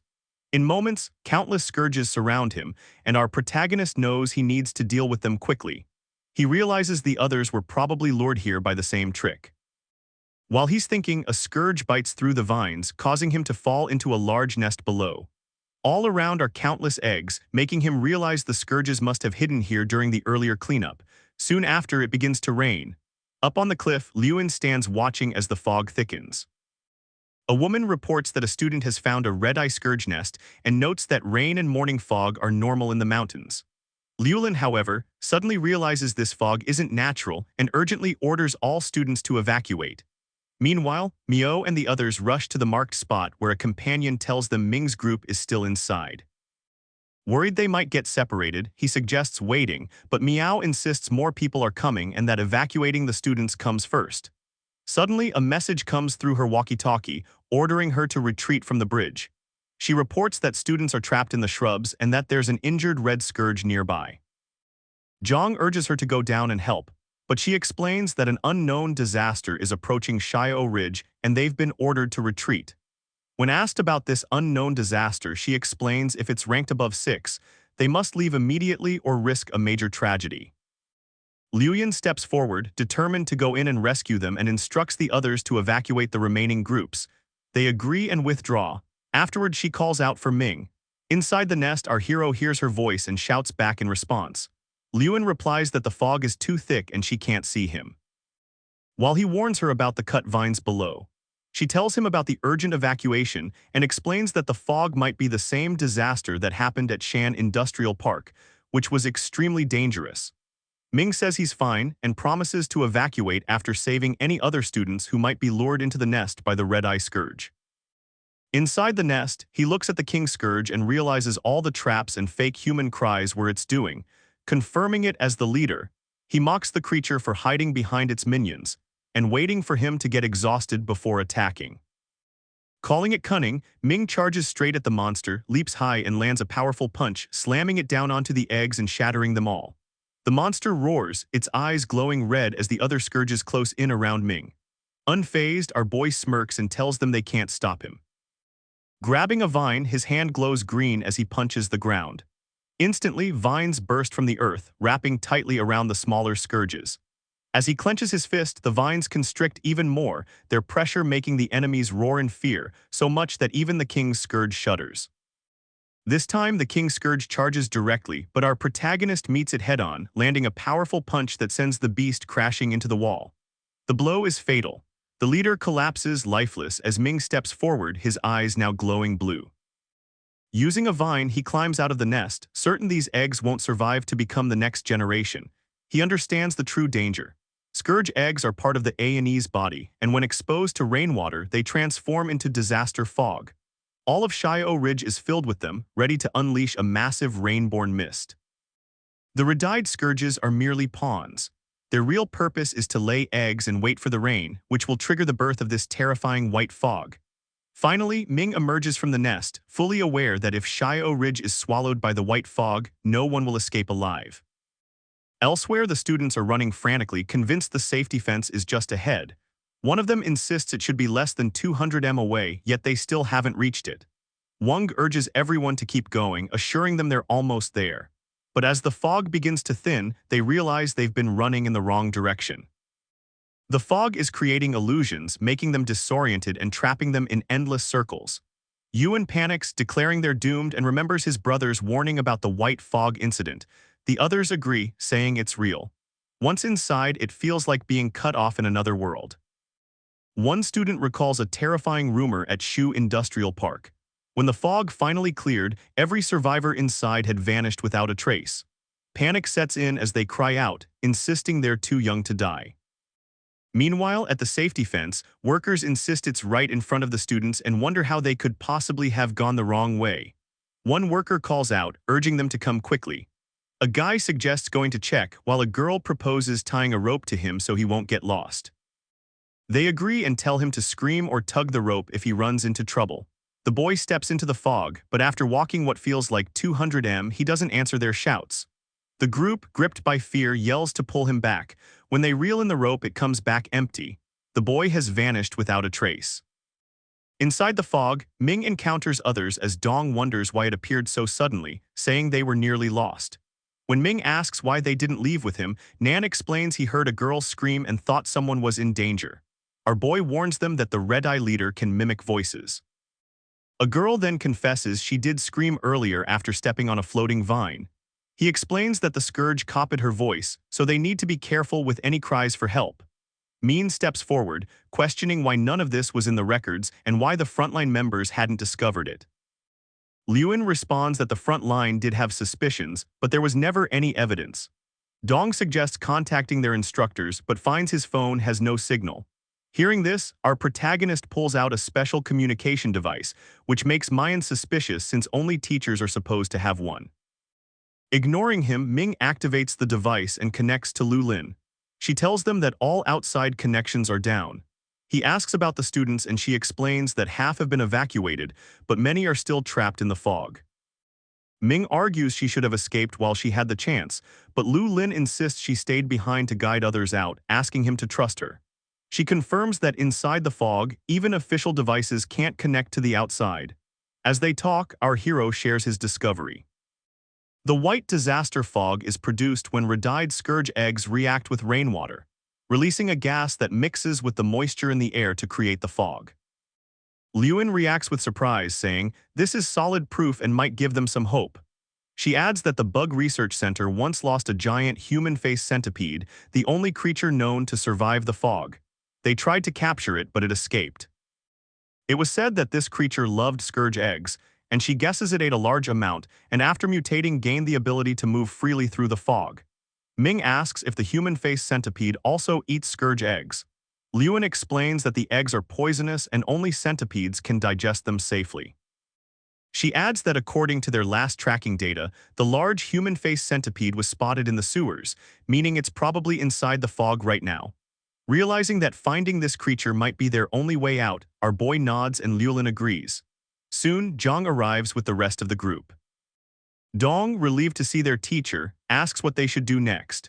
Zhang admits that escaping this disaster may not be possible because the fog's isolating power is beyond even what astronomical studies can explain. The students whisper among themselves, terrified they'll be trapped forever. Dong mentions he's heard horrifying rumors about the fog, but Zhang reminds them that outsiders have no idea what happens inside, so rescue from beyond isn't an option. Our protagonist steps forward, urging everyone not to lose hope, revealing that he's already discussed a plan with Commander Lu Lin. Lu Chan confirms this through the communication device. Ming then orders everyone to hurry before whatever lurks in the fog appears by gathering as many unhatched scourge eggs as they can. Min protests, not understanding why they're collecting these useless things. And another student agrees, saying, now isn't the time to worry about points. Ming explains that the eggs are crucial. They'll use them to lure the centipede, which may be their only hope of escaping. After hearing the plan, everyone hesitates, but our hero insists they can't give up. Zhang agrees, and Ming asks both the teacher and Lu Qian to search for any missing students, cautioning them not to get lost in the fog. Since Mayan is the most knowledgeable about the eggs, he puts him in charge of leading the group with Nyan's help to collect as many as possible to attract the giant centipede. When the teacher asks what he'll do, Ming replies that there's something inside the fog he needs to handle. Dong immediately looks frightened, while Nyan warns everyone that there really is something terrifying out there. She recalls the time on their way to school when the train stopped at the fog's edge and everyone who encountered the creature was killed. She urges everyone to be extremely careful and avoid anything they see in the fog at all costs. The group agrees, bracing themselves for what's ahead. Lu Chan and the teacher head off in a direction they haven't searched before, while Mayan leads the others in gathering scourge eggs. Nan warns everyone to stay alert and not to get lost in the fog. Meanwhile, Ming makes his way through the forest as Luo Lin switches the communication channel, calling for all combat group members to report in. The instructor team, Qinghai, Man, Jing, Fangwen, and Guaming respond along with our boy himself. Miao, wandering through the forest as well, recognizes his name and is surprised to learn he's one of the members, recalling he was the student who didn't even break a sweat after the morning sprint. Someone suggests using the monster destruction device. Lu Lin monitors the fog within a 3 km radius, but notes that so far no monsters have appeared. Our protagonist wonders aloud why that is. Just as the monitoring screen suddenly lights up, showing 3 locations with monster activity. Lewin says that just a few seconds before, there was no sign of monsters and wonders how they could appear so quickly. Ming asks which direction they came from, but the answer is unsettling. They didn't come from any direction. They simply appeared as if teleported. Suddenly, Lu Lin panics and warns Fang that a large scourge is right beside her.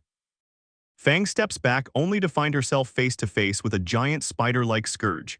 She reacts instantly, attacking with her weapon, but to her shock, the creature doesn't seem affected at all. The monster charges, but Fang manages to dodge and sprints for her life. As she runs, she realizes the commander's analysis was correct. These creatures really are appearing out of nowhere. She suspects the fog might be connected to some kind of devil's gate. From the camp, Liulin urgently orders her to get out of the forest immediately, letting her know that Gucha is on the way to provide backup. Fang continues to flee, but quickly realizes she's being chased by a master-rank spider-like scourge. She pushes herself to run faster, admitting she's no match for such a creature. Liuin shouts that Fang is heading in the wrong direction, but the young woman only closes her eyes and replies softly that she knows. She tells everyone to take care of themselves. The commander watches the screen in agony as Fang's signal suddenly disappears. She's been devoured, her very existence erased from the radar. Overwhelmed by helplessness, Liulin's eyes fill with tears. Liulin warns Ming that the monsters are appearing out of nowhere and there are many of them. She alerts him that some are behind him as well. In the forest, as the monsters attack, our hero acknowledges it's possible since he just checked his rear. Suddenly, a horde of monsters appears chasing after him. He doesn't take them too seriously since they're only servant rank and charges forward. With a single slash, he wipes them out, taunting them to bring more. He continues punching them one after another, killing them instantly. Then the young fighter unleashes his shadow fists. Blue energy radiates around him as the monsters fall dead. More rush at him, but with one punch he slams them all down, eliminating the entire group. He punches the ground hard, wondering if he's disturbed their nest. As even more start emerging, Lewin informs him that these scorpion tail flies he's fighting can't be completely killed. He asks what they should do since it seems the flies can track his scent. She shares her observations. All these scorpion tail flies are coming from the same direction. His southern side, likely from an insect nest, and they're swarming toward him from there. As he keeps fighting, the protagonist remarks there are already over 10 attacking him at once, and asks if the nest holds hundreds more. Lewin says she only saw a few red dots on the radar, but right around him, it looks like an insect factory producing endless swarms. Every time he wipes out a batch, another emerges instantly. Ming wonders how they're multiplying so quickly, saying that despite killing so many, more keep coming. If left unchecked, the whole valley will be overrun within hours. Lewin agrees, warning that once a disaster fly army forms, they'll devour not only humans but even the grass, leaving nothing behind. She admits they underestimated them. These scourges are far tougher than expected. She tells him that the gathering camp is behind the valley and urges him to retreat while she guards the valley herself. She adds that other instructors are facing similar threats and she has to guide them as well. Our boy tells her not to worry, insisting she leave the valley to him. But Lulin objects, reminding him that even though he's from Dragon Fang, he's still just a student. She apologizes for placing such a burden on him as the official's representative, but praises his talent and asks him to promise he'll survive. Our protagonist fights on, declaring that he's already grateful the instructor stayed behind for them. He charges into the swarm, punching and battling countless monsters. As he pushes forward, he discovers a glowing hole in the ground. It's the insect nest factory Llewellyn described. More scourges pour out as his eyes glow purple and his hands swirl with energy. Feeling the dense wind, Ming thanks his old classmate Kai for helping him master this move and gets ready to charge into the heart of the nest. Ming enters the hole and is confronted by an entirely different world. His eyes widen as he sees cliffs everywhere with thousands of scourges and their eggs scattered across them. Spider-like scourges wander about, weaving webs and laying eggs. Near a stone, a giant scourge clings until a towering red dragon seizes it in its jaws. The dragon's eyes glow gold as its wings whip up gusts, flying wildly across the chaotic scene. As our hero stands frozen, the massive dragon swoops down toward him. He nearly gets spotted, but manages to hide in time, though the scorpion tail scourges catch sight of him and charge. Suddenly, the goddess's voice erupts in his mind, calling him crazy for coming to such a place and urging him to get out immediately. Ming stands in awe, struggling to make sense of his surroundings as she continues to push him to leave. Snapping back to his senses, our boy rushes to escape. The goddess emerges from his body, declaring she will handle the insect nest and ordering him to get out at once. She unleashes a starlight burst flame and he escapes through the hole just as it vanishes behind him. At that same moment, Fang's body is taken over by the same monstrous woman Ming had fought before. Elsewhere, a group of students wander, unsure of where to go in the fog. Suddenly, a figure appears above them. Fang, now fused with the monster, steps forward. The students, relieved to see their instructor, believe they're finally saved and recount their terrifying encounters with scourges. But when she doesn't respond, Fang suddenly opens her mouth in a grotesque way and bites into a student. The group realizes in horror that she isn't their instructor and panic ensues. The monstrous lady catches many of them, though 2 girls manage to get away. Jin, however, is wounded by a sharp branch and collapses. Her friend urges her to get up, but after a few steps, Jin says she can't go on, blood pouring from her wound. The monster's hair snakes across the ground, seizing both girls tightly. And moments later, the creature disappears into the fog again. Back at the camp, Llewellyn notices Fang's blue dot on the radar and urgently calls for her to respond, telling her to keep moving forward and that she'll meet Ming. Another instructor interjects, saying Fang is dead. They saw her blue dot vanish, indicating her life force is gone.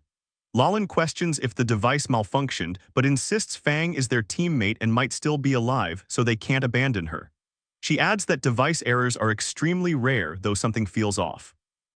The other instructor argues that it's impossible and wonders why the fog would even affect the tracker this way. They agree to remain cautious and decide to warn our protagonist to be careful. But just as they turn back to the radar, they see his blue dot disappearing as well. Lulin shouts a warning to Ming, telling him that the person approaching isn't the real instructor and is being controlled by something. She pleads for him to listen, emphasizing that the thing coming toward him is extremely dangerous. Meanwhile, deep in the forest, our protagonist sits on the ground as the goddess tells him he's lucky to have woken up in time, otherwise he would have lost his soul. She explains that this world is filled with countless unknowns, far beyond what humans have ever witnessed. Ming admits it felt as if he'd glimpsed true hell. The goddess reassures him, saying that once he grows stronger, such things will no longer frighten him. Our hero steadies himself, saying he may have been shaken, but he's not afraid. He checks his communication device and realizes it's been damaged by his own carelessness. Soon after, Fang appears before him and he expresses relief that she's alive. She claims to be injured and asks him to help her reach the gathering area. He agrees but notices blood streaming from her eyes and questions it. Fang quickly brushes it off, insisting it's just a wound and urging him to help since he must be exhausted. But Ming observes something odd. Her shoes aren't wet. To reach him, she would have had to cross the river, and in her state, she couldn't have made it across the stones without getting wet. Suddenly, Fang lunges at him, slashing with sharp claws. Our boy dodges, admitting he expected this, and the lady monster reveals her true form. He recognizes her instantly as the same demon from the train station.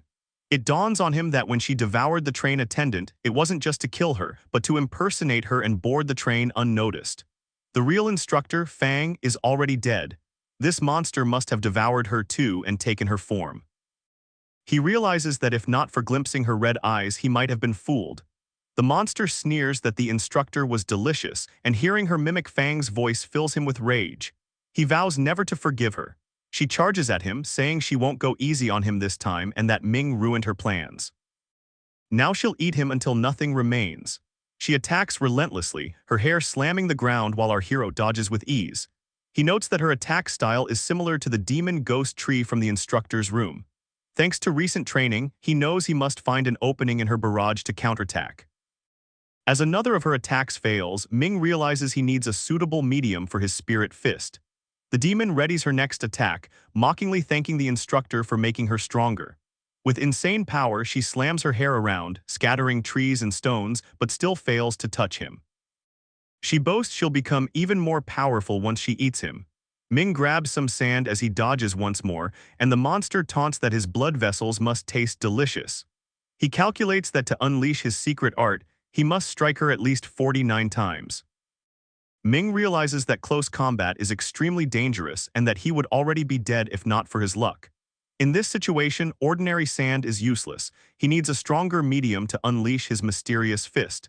The lady monster attacks our hero again, but he dodges her blow. At the same time, he is thinking about how he can eradicate her. Earlier in the training session, he remembers the instructor talking about obsidian, which is 10 times tougher than their average mineral, and recalling the location of the obsidian mine as well. He also remembers that there is a withering tree near that mine. So he charges toward that place, jumping from tree to tree and eventually finds the obsidian mine. Meanwhile, the lady monster is still following him, telling him that she is going to kill him very soon. Ming picks up the obsidian rocks in his fists, now ready to attack her. On the other hand, the creature who is standing behind him challenges our hero, saying he can't kill her with those fists. Suddenly, Ming strikes the ground with his fist with the obsidian stones in his hand, challenging her to endure this attack. These stones make their way through the ground, reach her, and in crystal form emerge from the ground. Tearing through her flesh, they enter her body. Ming, standing in front of her now, repeats the words he said earlier that he is never going to forgive her. Meanwhile, the lady monster is still in shock, trying to figure out what happened. He explains that it does not matter how strong she is in her monster kingdom. If they ever try to enter the human territory, he is going to wipe out every last one of them. At this moment, the demonic monster yells that he can't escape the mists alive and that his death is already written here. Suddenly, blood starts dripping out of her nose while our protagonist stands there watching her die right in front of him. As the lady monster dies, she falls to the ground and a shining crystal stone appears out of her wound. Our hero tries to understand what this is, thinking that it might be the one said to have the ability to grant and alter another superpower. The goddess is also shocked to see the life drop and explains to Ming that this Azure Moon demonic mother is actually a Hyal calamity beast. While looking at the monitor screen for information, she explains further that the beast was still in its growing age when he killed it. Meanwhile, Ming, reaching out for the life drop, explains that this fight was not like the last one. It seemed like she had grown stronger than before, as he almost died at her hands. The goddess explains that this is the most terrifying part about these intelligent growing types of monsters. If they had delayed a little longer, she could have grown into the Azure Moon demonic matriarch. Our hero, looking at the life drop, says this explains the reason behind such a precious life drop. The goddess, stretching out her body, asks him to hand her the life drop so she can purify it because there is still a scent of the calamity beasts from the stars, and for this reason he cannot use it yet. He is about to give the crystal stone to her, but he suddenly stops to ask whether she is also going to rely on his personal growth. He also adds that he thinks she is far better than the Azure Moon demonic mother. The goddess calmly claims that the Azure Moon demon is nothing compared to her, and she reminds him of the agreement they made earlier. If he succeeds in convincing her, then she will help him too. But first, he has to show her the beauty and meaning of human existence. Since they are quite close to reaching their agreement, there is still some way to go before he succeeds in changing her views. Here, Ming clarifies how the goddess is going to help him in the future. She will back him up until he becomes powerful enough to eradicate the supreme universal will when it descends upon humanity. She reminds him of the promise they made earlier, which is that she will get his growth and he will rely on her for her strength. As our hero is about to tell her what he saw earlier on the other side of the portal, she interrupts him, saying it seems like he does not believe in himself, teasing him. But Ming, with a straight face, claims he does believe in himself. While sitting on the stairs, the goddess advises him to forget what he saw earlier. She also agrees that this place is gross and animal-like compared to his world, and thus she does not like it much. Ming then hands her the life drop since this is the promise between them. Moving forward, our protagonist is standing where the lady monster died and Fang's dead body is lying in front of him as the creature devoured her body after killing her. He then picks up her body and carries it on his back, starting to walk. On the other hand, Lu Lin is trying to reach out to him, asking whether he can hear her.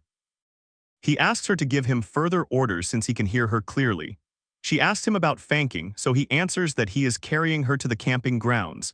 She asks for confirmation of her death. So our hero explains that she is dead, but he does not want to leave her among all these monsters. Lin further asks about his well-being since she also saw the monster lady controlling Fang earlier. He explains that it was the Azure Moon demonic mother who has the ability to devour and gain the abilities of others, but he has killed it. Hearing this, she sighs in relief. He then asks about the eggs because they need to get out of there as quickly as possible since he has seen a terrifying sight before. And once those creatures descend upon them, it will mean the death of all humanity. Liulin claims they are getting closer to their destination, and she also notifies him that the path he is heading toward is clear.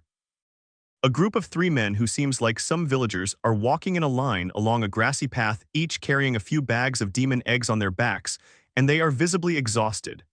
One of them asks Shu, who is walking in front, why they haven't reached the village yet. In a fit of anger, Shu turns around and punches him in the head, blaming him since it was his idea to go and steal the demon eggs for money. The boy, crying, claims that even though they got lost in the fog, they have collected a good number of eggs.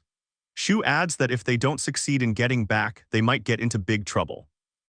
As they are arguing, their third companion claims someone is following them. Shu turns around again and yells at him to stop being crazy. The other 2 get scared and point at something behind his back. When he turns, they all notice mysterious things moving toward them and start screaming in fear. It turns out to be Commander Lin and the other members. Moving forward, Professor Jiang asks whether they are villagers, while Luo Lin tries to figure out what these men are doing out here. Shu and his friends sigh in relief when they realize they had mistaken the group for demons. She explains that no one is allowed to enter the mountain according to a notice, so it seems these men have not received it yet. The guy behind Shu explains they only wanted to earn a little money. Zhu interrupts and starts explaining the reason behind them being on the mountain. He says that earlier in the day, they learned about the price of demon eggs, which is hundreds of times more than a regular egg, and heard about the complete eradication of the demons. So they decided to look for these eggs. The professor wonders if all the eggs in their bags are really demon eggs. Zhu and his fellows, while putting the bags in front of them, claim to have 3 bags full. Chang gets very excited and orders the others to hurry back to camp, saying these eggs will be enough for them. He then asks Lin about the whereabouts of Lu Kaiyan. Lin tells him about the mark she saw earlier made by Chen and that it seems Chen is looking for the last group of lost students. With that mark, she also explained she would meet them at the mountain base in an hour. The professor suggests finding her first and then going back to camp together. Assistant Lu points in another direction and commands the villagers to follow them. Now, everyone moves together to find Lu Qin and the other students. One of the villagers asks the professor if they are actually superhumans. He explains that it seemed like something was following them the whole time, and he wants them to check the area to make sure they are safe. Hearing this, Lu reports she just checked the area and found nothing, but Zhang orders another check for safety. Meanwhile, Lu Kaiyan is barging toward a house to find the lost students. When she opens the door, they all attack her, thinking she might be a demon, but then get very excited when they realize she is actually Qin. She checks if anyone is injured, but instead of answering, they start yelling that something horrible was chasing them a moment ago. Kaiyan orders them to follow her so they can return to the main camp and leave the fog soon. All the students thank her for saving them. While walking through the cave, they reach the bamboo forest, and now all they have to do is follow the markings on the trees to meet the professor and others. In her excitement, she suggests everyone stay as close as possible to be safe. Suddenly, she realizes something and alerts everyone to look above. A dozen red-eyed spiders are charging toward them, but Qin with a single attack kills them all. The students praise her bravery, and one of them comments that it was difficult for them to kill even one red-eyed spider earlier while she killed a dozen alone. They are all very happy to be with her, saying they feel safe around her. As they discuss this, Professor Zhang and the others arrive. The students run to him asking about the fog and the frightening things inside it. One of them mentions having seen a student taken by a demon earlier, but as far as they know, all the demons in Xiaoling have been wiped out. Xin explains that these creatures appear by another means in the mist, and for now they have to leave before stronger demons arrive. She also tells them they have found a way out of the mist. The professor encourages them, saying they are not ordinary students but superheroes. He tells them that whatever they have faced so far is what every superhuman on the front lines will experience, and to win they must pull themselves together and stay brave. He orders everyone to keep moving forward as they are close to their destination. As they proceed, they find heaps of demon bodies lying around. While trying to understand how the demons were killed, Instructor Mioan appears standing on a dead body, showing she is the one who cleared out the area. She tells them to hurry to the camp as everyone is waiting there. Chen asks if she is all right, noticing the visible wounds, but Miao assures her it's nothing and she just needs a little rest. Suddenly, a spider monster appears behind her, attacking Miao and driving its pointy spike through her stomach. The attack is so sudden that the instructor has no time to respond, and her magical weapon falls to the ground. The spider is about to devour her while everyone looks terrified and calls out for her. The villagers and other students try to run, but the demon throws its web, trapping them completely. In the chaos, someone yells that it seems like this was all a planned trap to catch them. One of the villagers points at the monster, saying it is the same one he saw earlier. Lei cannot believe that if it was really following them, it did not attack sooner. The professor explains the demon was waiting for them to gather as a group, so it could kill them all at once, just as an anteater does with its prey. Chen asks him about it, and Zhang explains that an anteater, even when hungry, does not eat the ants right away. Instead, it follows them quietly until they reach the nest, then wipes out the entire nest. This is because ants communicate, and if one is attacked, the others will escape. Tian realizes that this was the demon's plan all along, to gather everyone and eat them at once. Zhang agrees with her. In anger, Qian notes that it is strange the monster attacked them before they reach the camp, which means it knows that stronger humans are at the camp. As she says this, she marches toward the creature, declaring that since it fears humans, it is not impossible to defeat it. Qian is determined to kill the demon alone, instructing Zhang and teacher Lu to help the other students out of the spiderweb. Although she is strong enough to fight the monster, Commander Lu remains worried about her. Moving forward, the young warrior engages in battle against the gigantic spider, while the professor and others work to free the trapped students. At the same time, Zhang silently hopes she will save them since Chen is the most promising student of Nandu's Superhuman Institute. While fighting, she also analyzes the demon's combat techniques as it relentlessly attacks with its gigantic claws that repeatedly emerge from the ground. Suddenly, Chan finds herself in a danger zone, surrounded by the spider's spikes embedded throughout the ground, and she appears visibly terrified. As the claws burst from the earth, Lu is so frightened that she says this might not have been a good idea, but suddenly Chen leaps clear of the spikes. The professor urges everyone to hurry and have faith in her combat skills. Finally, she executes the Thunderhawk's attack directly above the spider's stomach, tearing its flesh. While the spider demon is still struggling to recover, Chen strikes again with her weapon. Now seriously injured, the monster begins to spit a dangerous purple substance from its mouth, which turns out to be acid rain. In that instant, Zhang yells her name, urging her to run to him. He quickly forms a magical shield to protect everyone from the harmful acid. Now that Chen is behind him, the professor informs her that only half of the students have been freed so far, and she responds by reporting that she has injured the Skull Widow, which means they now have a slight chance to escape. Zhang apologizes, explaining that he can only protect them with the shield and cannot fight the demon himself. She assures him that protecting her companions is her duty as well. Meanwhile, a horde of spiders approaches, causing the students to scream in terror. However, instead of attacking, the creatures begin eating the flesh of the dead demons, which disgusts everyone. Even Instructor Lao, in complete shock, tries to understand why they are eating their own kind. After cleaning off their brother's flesh, all the spiders march toward the Skull Widow, which is now consuming them. As a result, its lost legs start regrowing and its wounds begin to heal. The demon is eating them to heal itself, and everyone is left completely astonished. The professor realizes that if the monster heals completely, Chen's efforts will have been in vain. To prevent this, he and the instructor begin motivating the students once again to work together and support her since they are all superhumans. However, the students remain overwhelmed by terror. Here, she suggests not to blame them, explaining that the Skull Widow is a top-tier Lord-rank demon with a fearsome aura. For the students, the demon has planted seeds of fear in their minds and is now feeding on that fear. Only someone with Sunblaze strength can resist, and since the students have not yet reached that rank, it is impossible for them to overcome it. As they consider their options, Chan asks Zhang if there is a way to break out of the spiderweb. He admits that even though he has a solution, some students are still trapped inside and they cannot leave them behind. Since the demon can heal itself, killing it will not be easy. She suggests they should take the freed students and leave while she stays behind and finds a way to hold off the monster. The professor is worried for her, knowing that after their departure all the demons will likely surround Qin, which does not seem wise. She interrupts him, saying she has her own plan and that it is her choice to make. Turning to him with a smile, the brave warrior assures him that it is her duty as well. She believes her classmates will grow up one day and help their fellow students in the future. As she walks toward the demon, Chen says she believes they too will stand up and fight the monsters.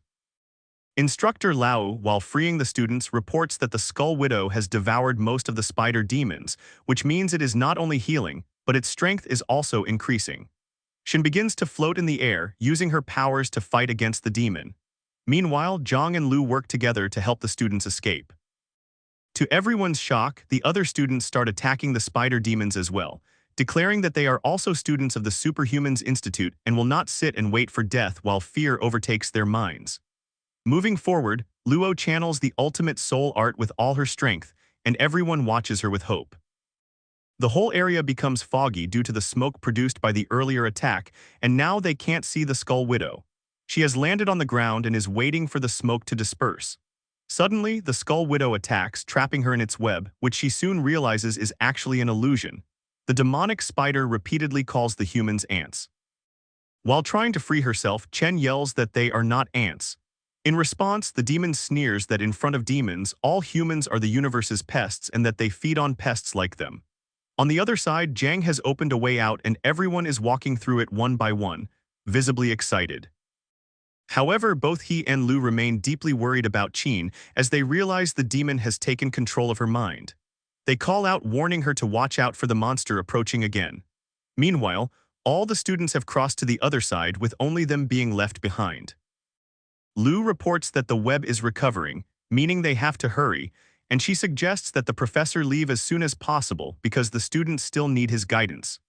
Now, both are hoping Luo will find a way out as she can only rely on herself. With heavy hearts, they finally step through the passage, praying for her as the spiderweb seals the way behind them again. On the other side, Lu argues with the demon, insisting that humans are not merely pests before a cannibal creature that eats its own kind to heal. She claims humanity is far better than monsters like it. As proof, she says she can even sacrifice herself for her friends, while monsters like the Skull Widow only devour their own flesh, which she finds disgusting. The Skull Demon tries to manipulate her, asking how they can be her friends when they've left her behind. But she denies this, saying it was her own choice. The monster replies that leaving her behind to save their own lives was their choice too. It continues, saying they will live peacefully, fully aware that they abandoned her, and soon she will be devoured by its children, leaving only her bones behind. As for her soul, it will remain trapped there for eternity. Lu shouts that it can't trap her and that she will free herself soon. The Skull Demon interrupts her, claiming that even though her willpower is strong, she is still human, and isolation is one of humanity's greatest weaknesses. Humans fear being alone, a belief taught to them by others. The creature adds that time moves very slowly in this world, so eventually all her beliefs will become meaningless as she'll have plenty of time to think about her sad reality. It laughs and conjures old memories where she is surrounded by people complimenting her beauty and intellect.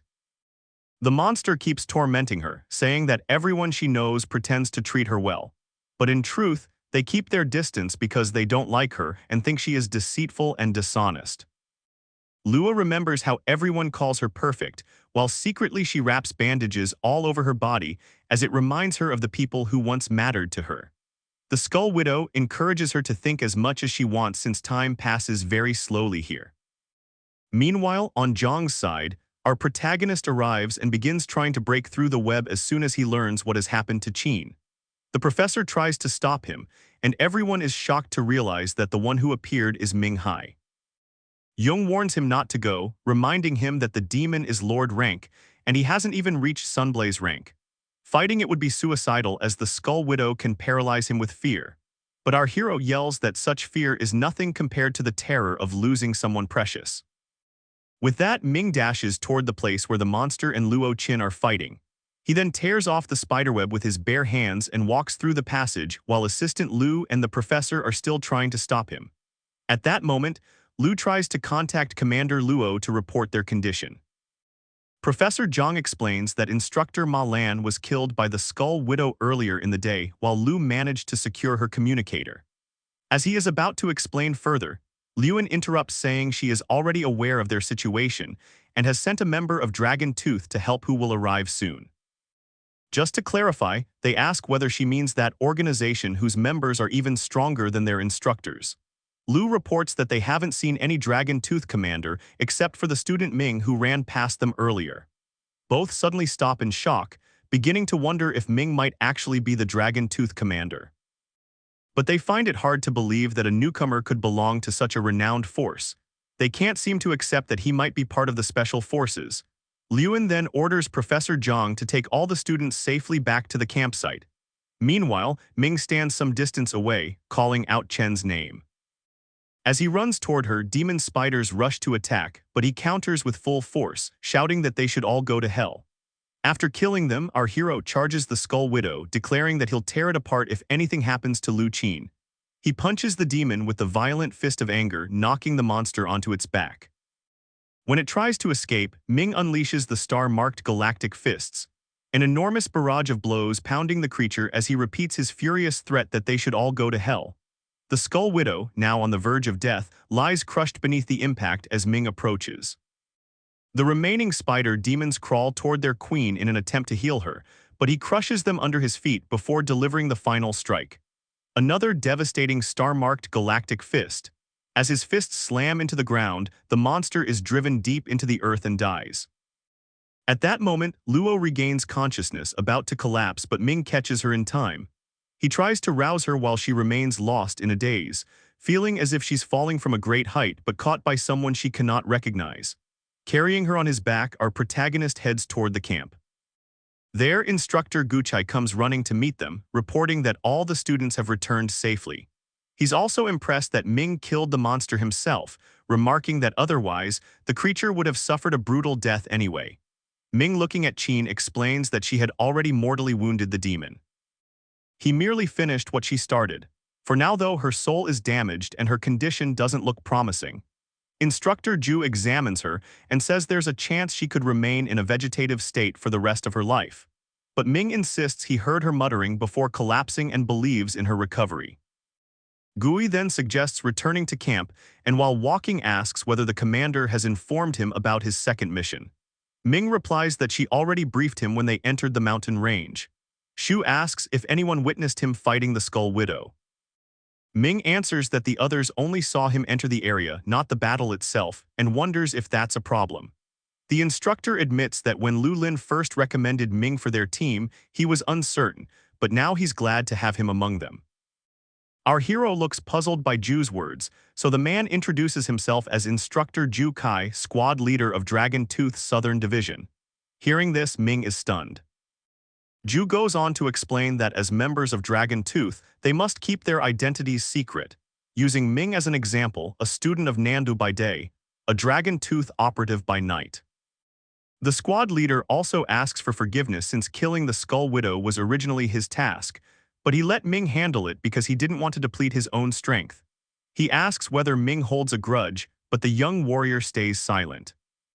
Ju continues explaining about the demons, saying the gigantic centipede is their key to escaping the mist, but it doesn't always cooperate. That's why he completely trusts Commander Luo for that mission.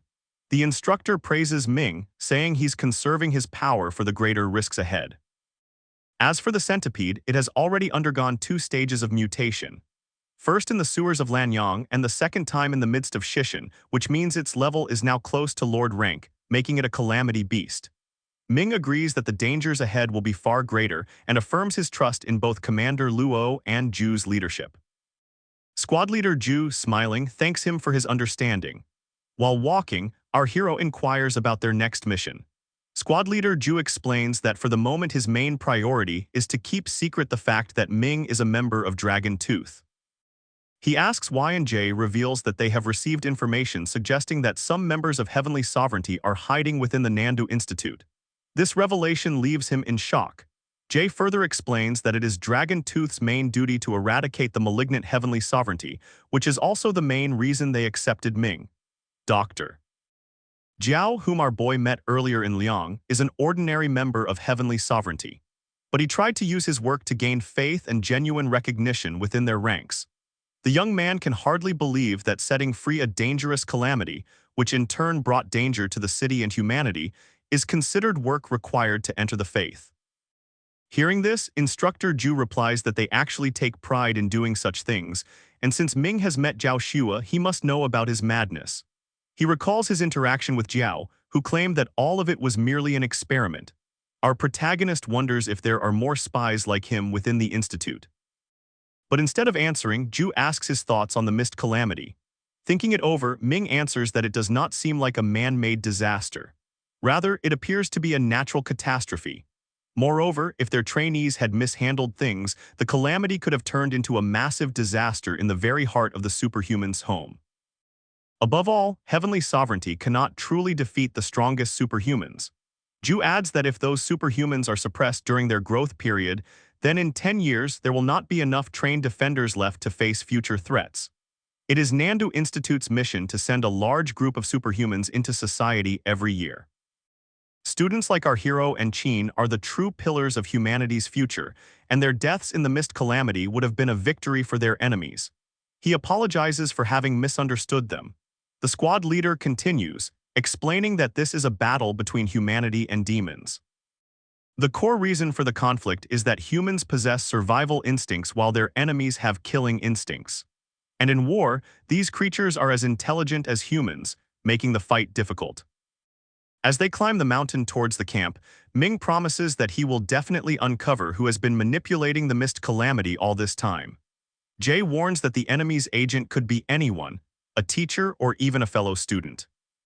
For this reason, he advises the young man to keep a close eye on everyone at Nandu Institute and to continue hiding his identity as a member of Dragon Tooth, telling him he must not reveal it to anyone. While glancing at Chen, Ju adds that this secrecy includes his little girlfriend too. Ming assures him that she was unconscious the whole time and therefore has no idea what happened earlier. As they reach the campsite, Ju, just to be sure, asks whether any of the students or teachers saw him killing the demon. Then the instructor explains the plan.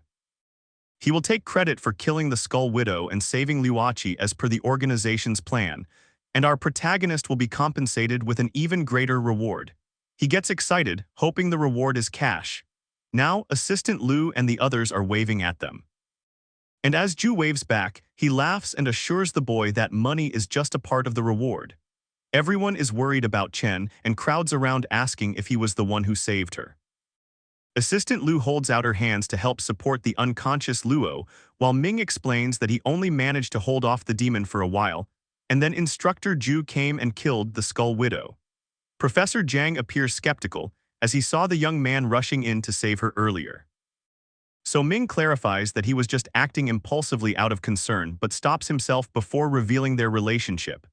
After a moment, he says she's simply his high school classmate. To convince them, our hero continues, saying that killing the Skull Widow would be impossible for a student like him, and Liu agrees, having said so earlier. Another student claims they heard he is a member of Dragon Tooth, which seemed impossible to them as they are only new trainees, while Dragon Tooth is an official organization that only accepts the best. His roommate interrupts, teasing that he's just his roommate and there's nothing special about him to be part of such an elite group. Returning to the task at hand, Ming asks if they have collected all the dragon eggs that were untouched by the rainwater. His roommate points to the mountain cliff, saying, all the eggs are placed there and now they are waiting for the mutant beast. As they talk, the mountain cliff starts to shake, signaling the creature's approach. Everyone is frightened, and our protagonist realizes this is the same beast that stopped the movie train before. The creature is so gigantic, it makes the whole mountain tremble. Instructor Ju stands at the edge, looking down and welcoming it as it approaches. The monster rises from the depths and now stands in front of the squad leader, visibly angry. The other students are terrified, wondering about the rank of such a huge monster since it seems even more dangerous than the Skull Widow. Everyone tries to approach the cliff where the calamity is, but they can't move. Even our hero finds himself unable to advance no matter how hard he tries. He soon realizes the cause is fear. He is too afraid to approach the calamity, subconsciously denying its power and doubting his own courage to defend himself if it attacks. Meanwhile, Gucci stands before the monster, showing no fear, as he has been waiting for this moment for a long time. He throws his hat and glasses to the ground and addresses the beast. His face begins to shine with magic as he yells that he will make the beast surrender even if it costs his life. Yellow light emits from his eyes as he again shouts, "Command your surrender." Suddenly, the monster falls silent and collapses on the cliff near the instructor. Witnessing this, Ming is shocked, realizing that Ju's mind control ability is truly extraordinary. He subdued a near Lorder rank monster within seconds. Our protagonist rushes towards the cliff where the squad leader is standing. As he arrives, Ju, with his back to him, tells him that for now, everyone must fight for their own survival, something Ming doesn't fully understand. Ju turns around, blood streaming from his eyes, nose, and mouth. He declares that even though he is leaving, he has managed to save the next 10 years of humanity. Then he leaps from the mountain while our boy shouts his name and runs after him, trying to stop him. Our protagonist reaches near the cliff, but it was already too late as the squad leader has fallen into the pit. Ming is calling for his name, but the instructor's eyes are slowly closing as he gets near to his death.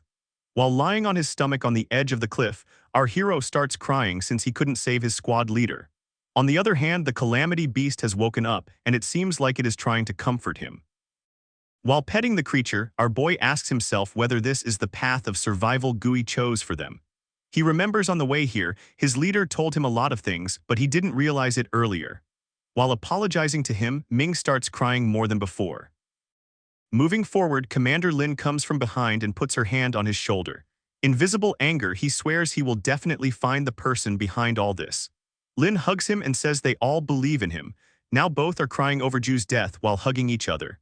Meanwhile, the calamity beast is flying around them. Moving forward, everyone on the camping grounds is either standing on the beast or looking at it while being terrified. Meanwhile, Ming and Commander Lin are standing on it above its head. After checking everyone has gotten on, Professor Zhang calls out that they're set to depart now.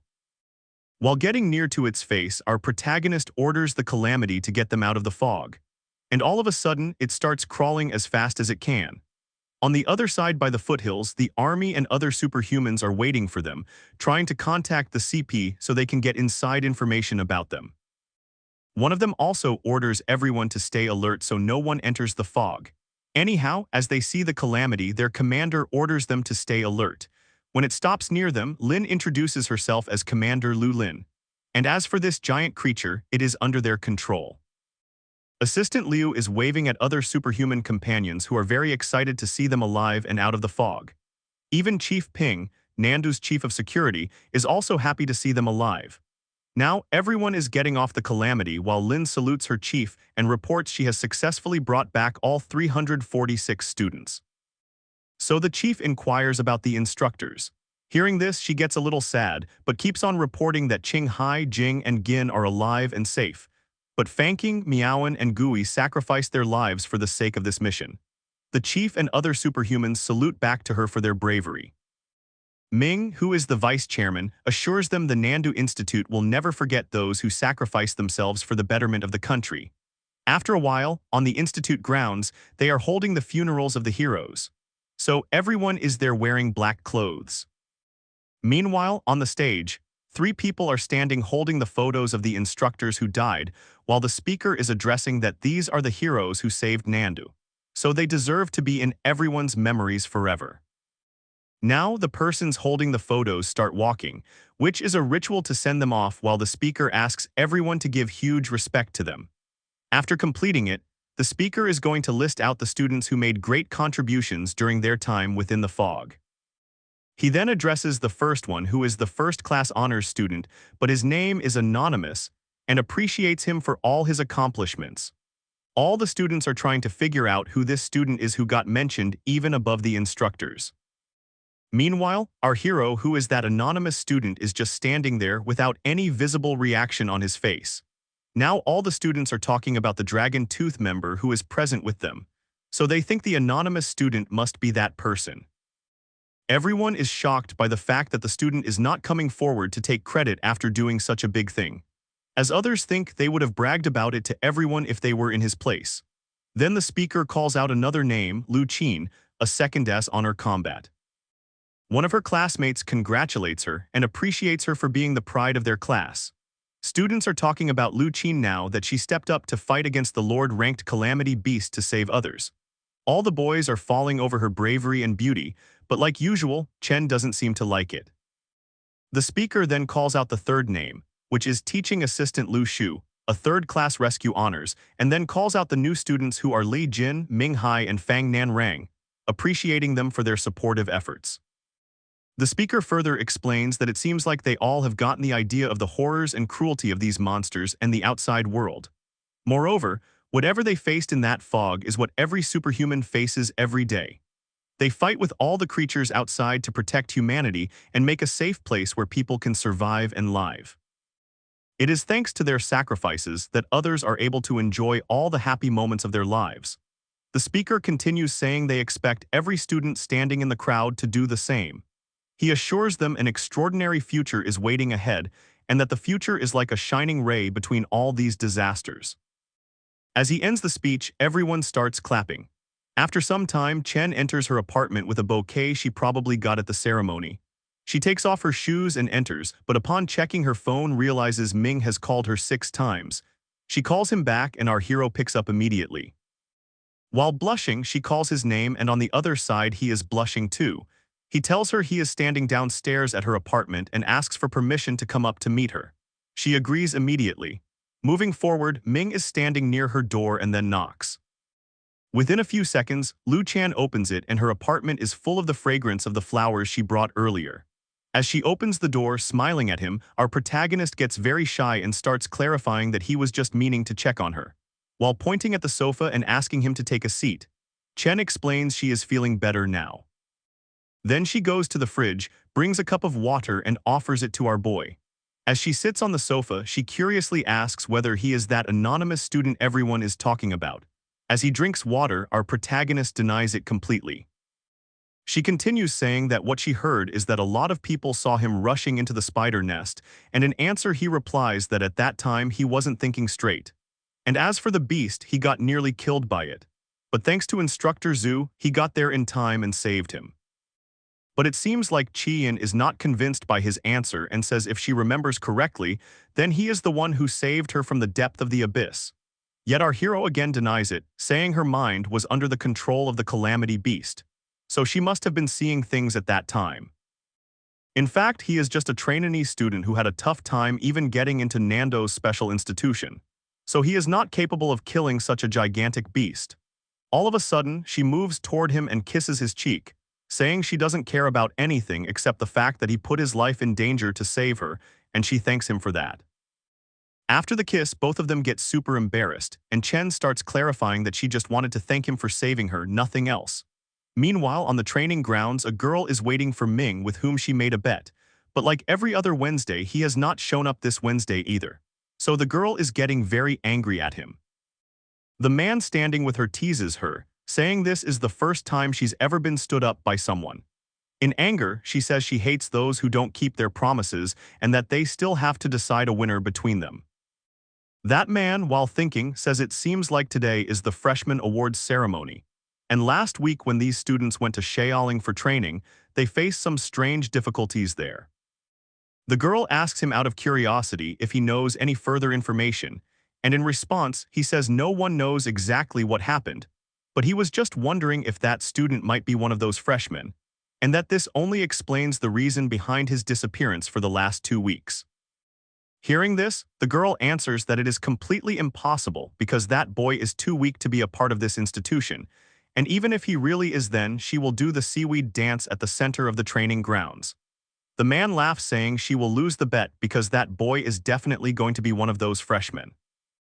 Meanwhile, the girl in anger stomps her foot on the ground and says she will definitely find out about his whereabouts no matter what. The man suggests she should find another partner despite the fact that the boy was an excellent sparring partner. As she walks out, she answers that she is not interested in doing so. Moving forward, our boy is now walking on the street with his hand on his cheek where Qian kissed him. Meanwhile, Qin in her home is still embarrassed about what she did earlier, but then she remembers they are already dating, so it's not as bad as she thinks it is.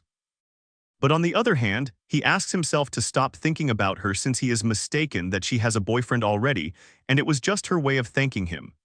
While walking through the training ground, he remembers the promise he made with that girl and how they also promised to meet here every Wednesday. He then puts on a mask when he realizes today is Wednesday, which means he has to meet her today and wonders if he is late or not. As he walks towards the ground, the girl calls for him from behind, saying she has been waiting for him for a while. Our protagonist apologizes for being late and explains that he was in between attending the awards ceremony. In shock, she asks if he is really a freshman, to which he replies, yes. The man with fun starts laughing since she has lost the bet between them and now she has to dance in the middle of the training ground. In a fit of anger, she walks away. He asks if they are going to play today or not, but Fun yells that she is never going to see his face again. The man with her explains she thought he was older than her, which is why she played with him on the same level. But now she is angry after finding out he's 2 years below her. Since our hero doesn't know about her, he asks if she really is a junior. The man gets very shocked and instead of answering, he questions if our boy really doesn't know her, to which he answers that he obviously doesn't know. The man says it amazes him that there is still someone in the institute who doesn't know about Fun Ling. The man then gives him his card, saying he can call him whenever he is at the training grounds because he wants him to be the sparring partner Fun needs right now and also inquires about the charges for being her partner. He questions if $10 per minute sounds good to him, but since he is in shock, he could not answer. So the man misunderstands, thinking that being such a good player, he must not be satisfied with the money, so he offers to pay $1,000 a day if he agrees to play with Fun once a week. Our boy immediately accepts the deal, and the man asks him to come to the training grounds again next week. Then the man goes away. Meanwhile, our hero is still trying to digest the situation, and as he realizes he's going to earn $1,000 a week, he gets very excited. At night in the dorm, our protagonist is trying to control the calamity beast, but he is not succeeding. The goddess is also there, and she says based on his human ranking system, he is still on the Moonglow rank. Our boy, while putting his body opposite to the wall to take a rest, agrees with the fact that he is not strong enough and talks about how the skeleton dragon treated the skull widow like its food. Moreover, above that dragon was another monster which blacked out the whole sky, and how the remains of its skin turned into the scorpion fly nests. As for the widow's skull, he would have never succeeded in killing it if Chen had not already injured it, which means he is still far away from being strong, and he is not even worthy enough to be the food for these monsters. While thinking about the death of Guchai, he says he wants to become strong enough so he doesn't have to watch anyone die right in front of him ever again.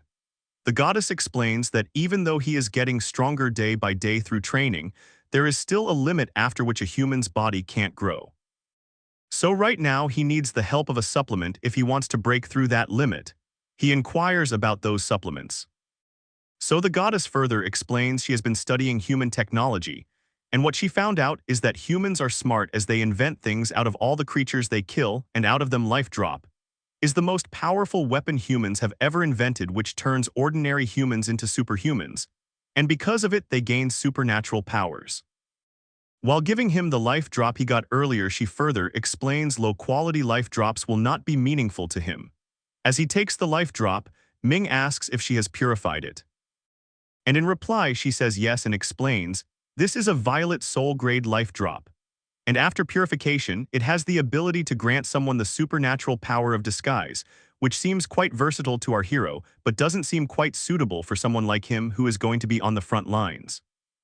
She agrees with him and also tells him any power granted by the life drop will first need to be trained and get familiarized with. Our boy says that for the moment his priority is to work on his current powers, and he still has yet to awaken his red sovereign talent too. The goddess replies that he hasn't even mastered the violet soul talent yet. So red sovereign talent is still a far dream for him. But she can't blame him for this since violet soul's ultimate soul art corresponds with the Sunblaze rank. And since he hasn't reached Sunblaze rank, being able to perform the ultimate soul art is already pretty good for him. He asks her for the method that can help him reach the Sunblaze rank quickly, so she answers as she told him earlier. Humanity has made a lot of things that can increase one's strength, and besides life drop, they also have a sort of liquid stardust which is made out of the blood, bone marrow, and pulp of monsters. But he knew nothing about it until now. She explains it is because he is still a freshman. He agrees with her, saying there are a lot of things he doesn't know about, especially those related to spending money. She tells him that only rich people can buy it since it is pretty expensive, and in regard to its work, its effectiveness is proportional to a person's hard work. As for now, his body is not ready to take in a large amount of energy. Meanwhile, consuming protein, dairy, and shakes would be too slow. So as for now, liquid stardust is perfect for someone like him.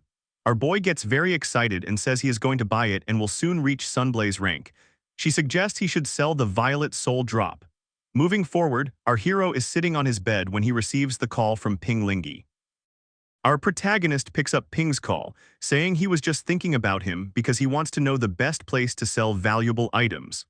On the other side of the call, Pong answers that the easiest way is to go and sell at Hunter's Hall.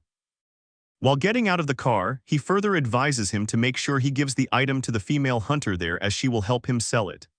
Putting on his coat, Ming further inquires how he can buy expensive items, and Ping again suggests the Hunter's Hall, even recommending that he hire a private hunter assistant, which will be helpful for him. Standing in front of the building, Pong waves at a girl inside while telling him that once his item goes on sale in Hunter Hall, the private assistant will ensure it sells at a high price. After thinking for a while, our protagonist agrees to follow Ping's plan and invites him out for a drink, saying he is getting all his specially recruited classmates together, but Pong apologizes, explaining that he is busy and won't be able to attend the meetup. Instead, he offers his help whenever Ming needs it since he knows many important people in Nandu. He thanks him for the help and ends the call. In the Hunter's Hall, the receptionists are complaining about not getting any big customers lately when he enters the building. The girls chat further about how all their deals so far have been too small. Even the profits aren't enough to pay their rent. When they see him enter the hall, they comment that it looks like a young hunter is coming toward them. But after seeing his trainee badge, they ignore him, saying being an assistant for these trainees is like doing charity work and figure Zhang Go will handle him as usual.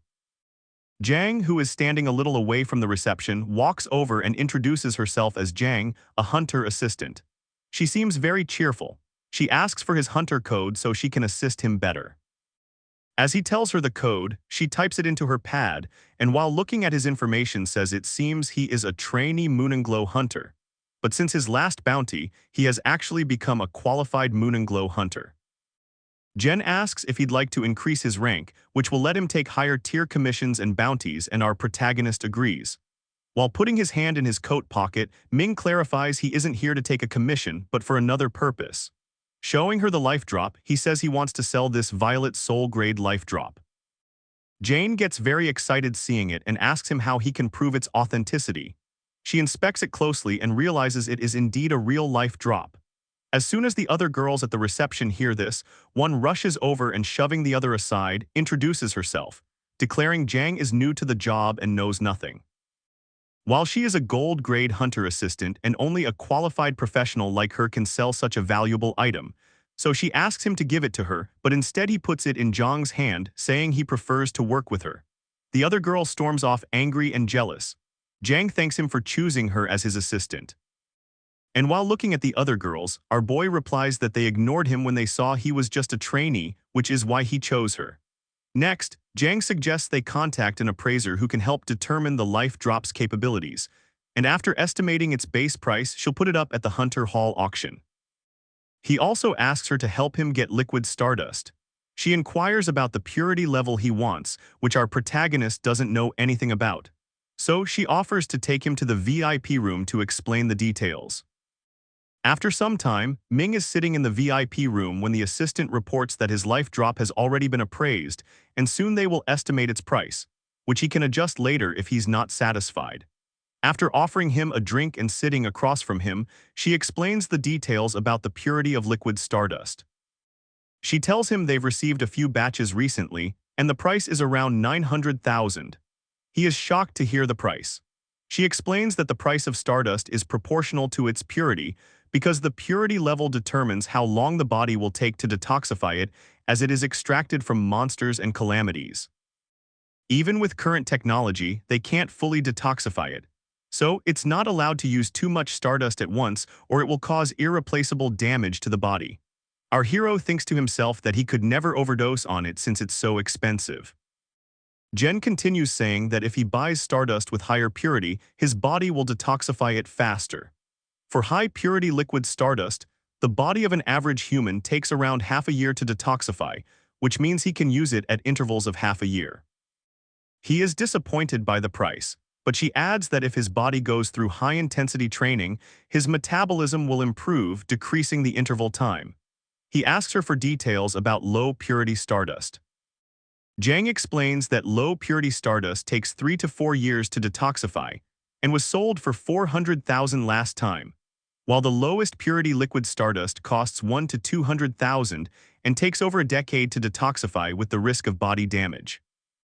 After hearing this, our protagonist decides his body isn't getting enough nutrients right now, so he should buy the highest purity to improve his strength since every use of liquid stardust will increase his power.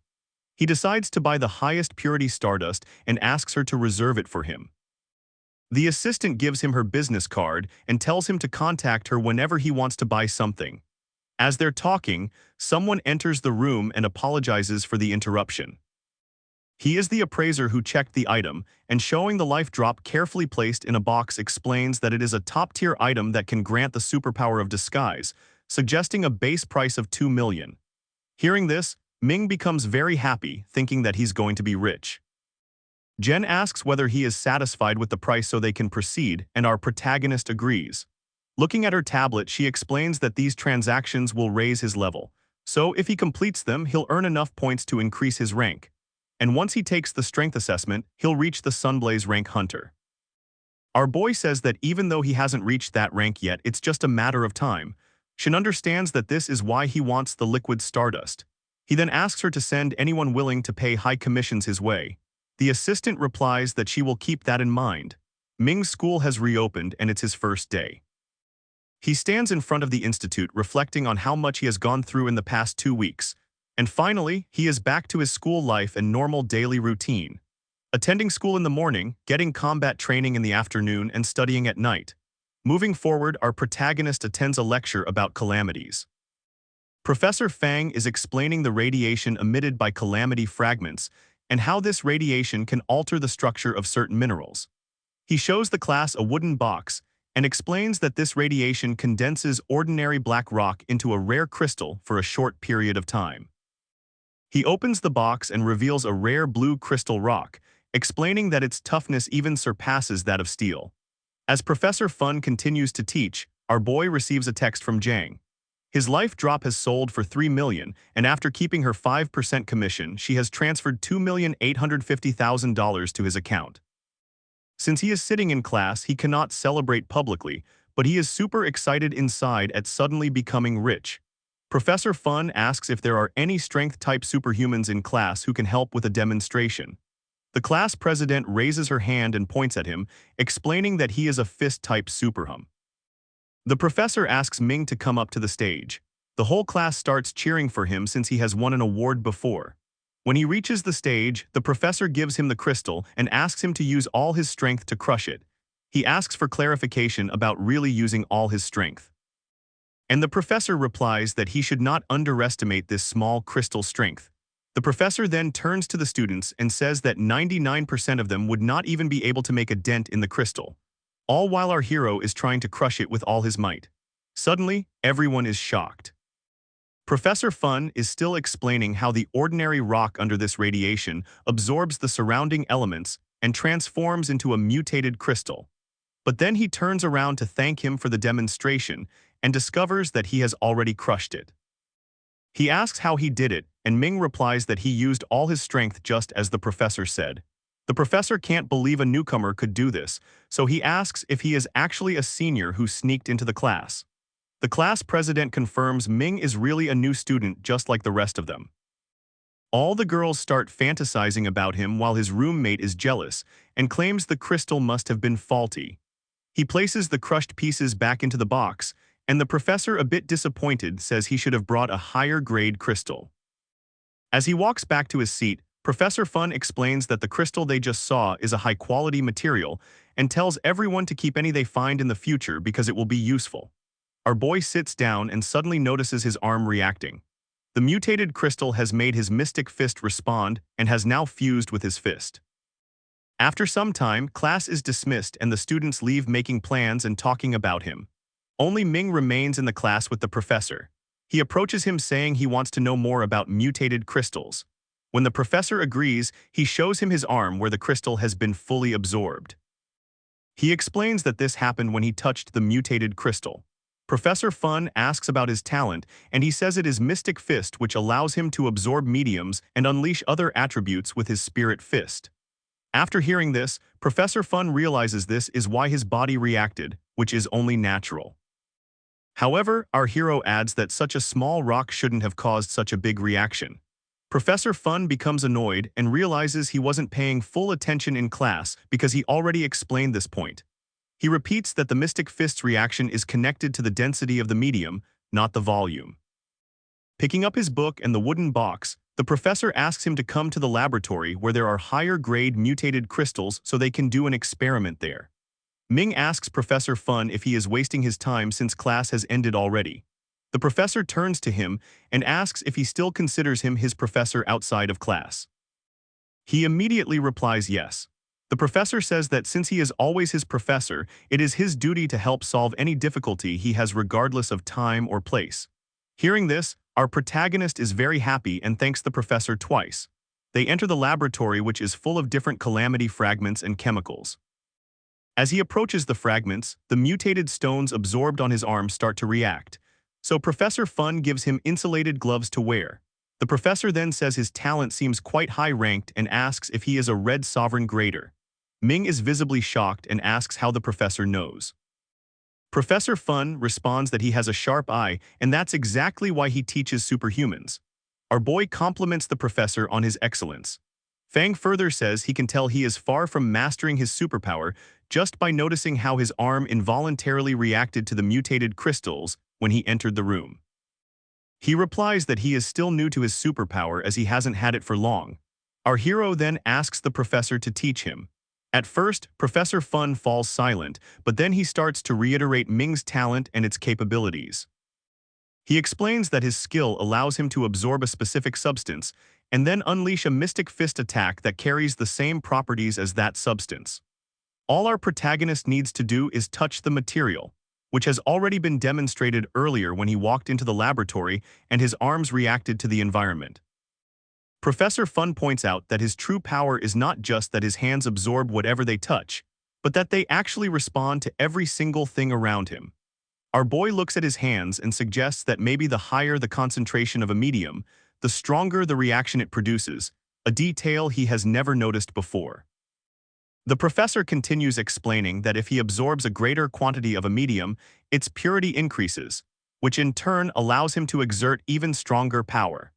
But before he can enhance his spiritual abilities, the first thing Ming must learn is how to resist absorbing mediums.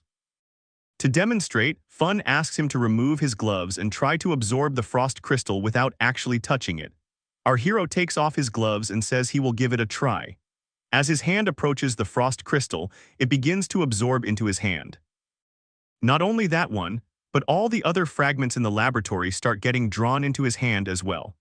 At this, Fun tells him that he is still at the lowest level of mastering his spiritual skills, meaning that right now his spirit fist is basically useless.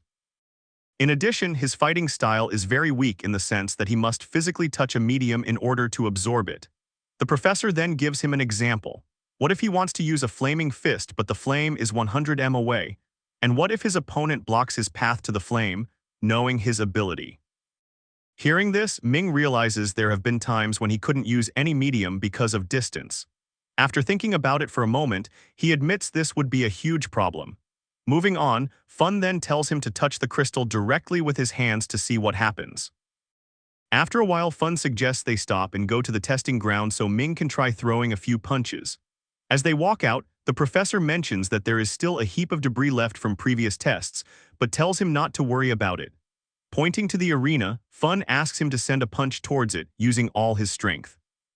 Our protagonist gets into position right away and prepares to throw his super fist. As he launches his roaring ice punch, huge crystals form on both sides along the path of his punch. Both of them are utterly shocked by the sight. Fun thinks this skill is extremely unusual. Our boy turns to the professor excited and says this is the first time his spirit fist has ever been so powerful. Professor Fun concludes that his powers are related to the concentration of the medium. He explains that the crystal he saw in the classroom was only a flicker-grade metamorphic crystal, while the frost crystal Ming touched in the lab is a dazzling-grade metamorphic crystal.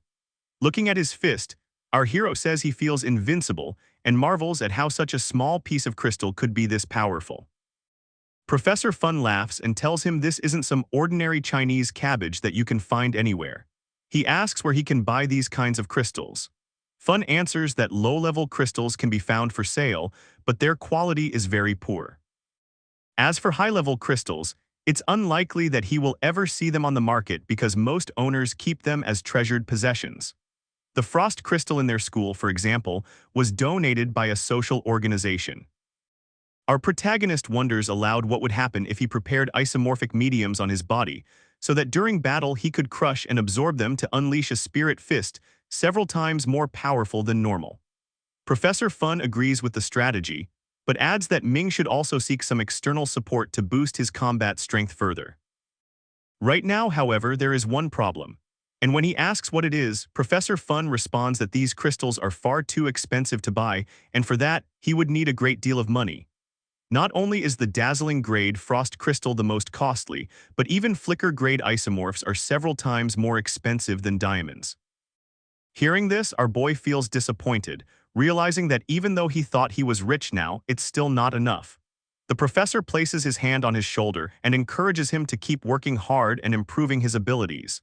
Maybe then in the future he'll have the chance to obtain 2 crystals to use.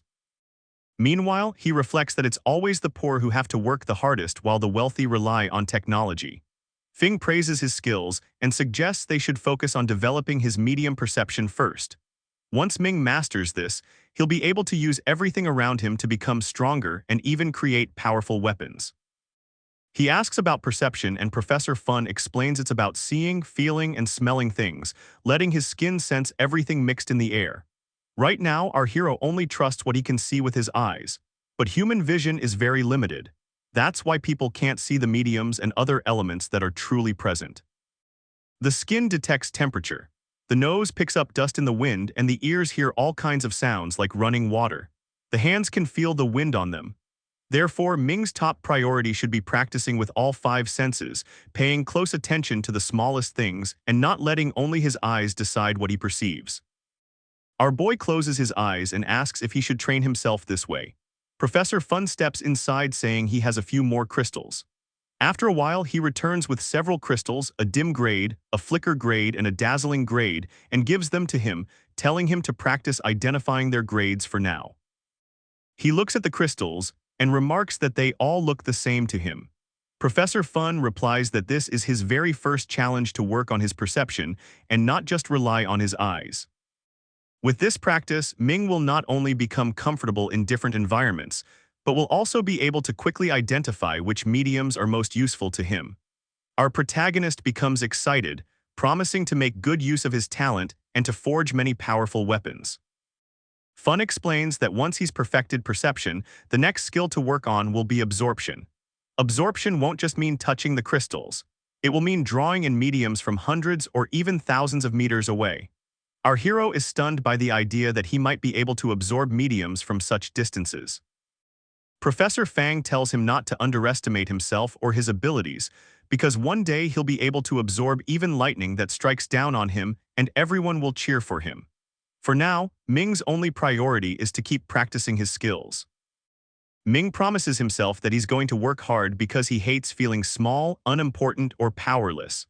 Right now, he isn't strong, but he is determined to become much stronger in the future. Later, our protagonist sits on the rooftop of his dorm with the three crystals placed in front of him. Even so, he still can't find any difference between them, which tells him he isn't concentrating enough. He shifts his focus, looking at the crystals more intently, and soon manages to distinguish between them. Then, our boy closes his eyes to sense all the mediums around him. He realizes the area isn't very windy, so if he absorbs the air, he'll only be at the level of a dim-rayed crystal. Expanding his perception further, he notices the air coming from one direction is more humid, which means there's a river nearby, and absorbing that will bring him up to the level of a bright gray crystal. Realizing his perception is working, our hero is thrilled. He understands that in the future he won't have to search for mediums to absorb. As he's thinking about this, Jang, his hunter assistant, calls his name. Looking down, he asks what she's doing there.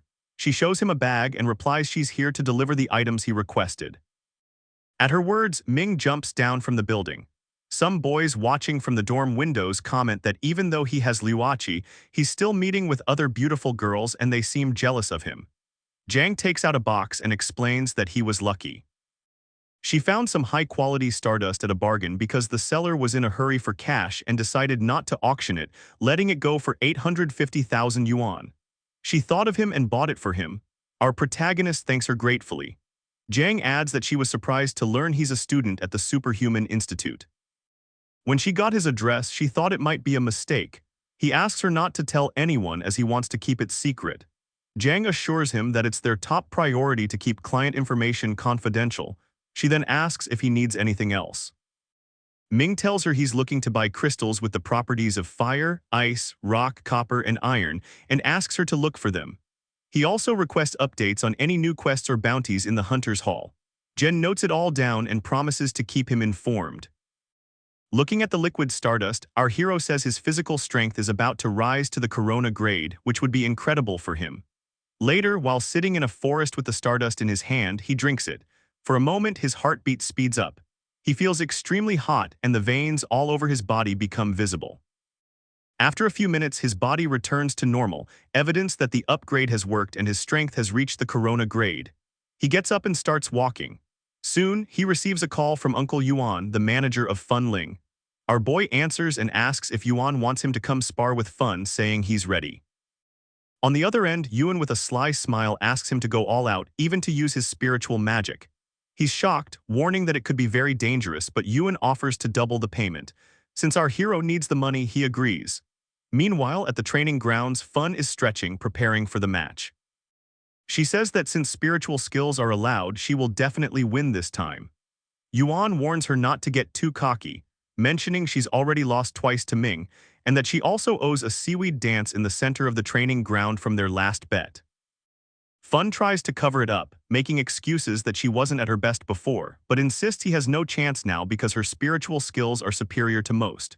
Yuan turns to greet our protagonist, who is arriving, and waves, saying only time will tell who will win today. Fun eyes him and thinks he's mysterious since he always wears a mask.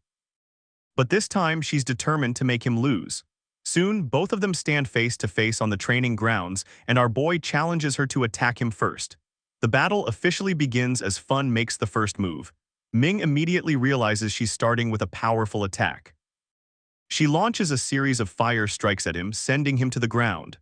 Fun wastes no time and attacks again, teasing that he doesn't seem focused on the fight. The heat from her fire attack even burns through her rubber band, and her hair falls loose from her ponytail. Still on the ground after her last attack, our boy hears Fun laugh and mock that he won't even last a few minutes against her. A crowd starts to gather to watch the battle, and everyone praises Fun for displaying her Phoenix martial arts saintess skill. Some comment that her sparring opponent is bound to lose soon as he's already on the ground after just 2 attacks. When someone else squeezes into the crowd to see what's happening, a boy tells him he's just missed Fun's legendary move. Our protagonist stands up, brushes the dust from his hands and clothes, and admits this is one of the best superpowers he's ever seen. The attacks are truly fierce. He thinks to himself that if he were still as weak as he used to be, he wouldn't have survived these 2 blows. But right now, our hero is overflowing with energy, having just reached Sunblaze rank, and it feels like a heavenly catharsis to him. Now he's ready to fight back. Suddenly, he rushes toward Fun and lands a punch with his mystic fist, warning her to be careful. The punch sends her flying back. She quickly retaliates, shoving him with her hand and sending him skidding back, but he manages to stay on his feet. He knows he should be on the offensive, but if he takes another direct hit from that scorching blast, his arms might not withstand it. Fun taunts that all he's good for is being a punching bag. Sure, he can take her hits, but that's all. Even Ming realizes he can't win at this pace, so he decides to use his dim raid skill. Knowing fire is the source of Fun's strength in Phoenix martial arts, he touches the ground and absorbs mud as a medium to help protect himself from the flames. She attacks again, but this time our boy blocks her attack with his arms as a shield. Still, his jacket catches fire and burns.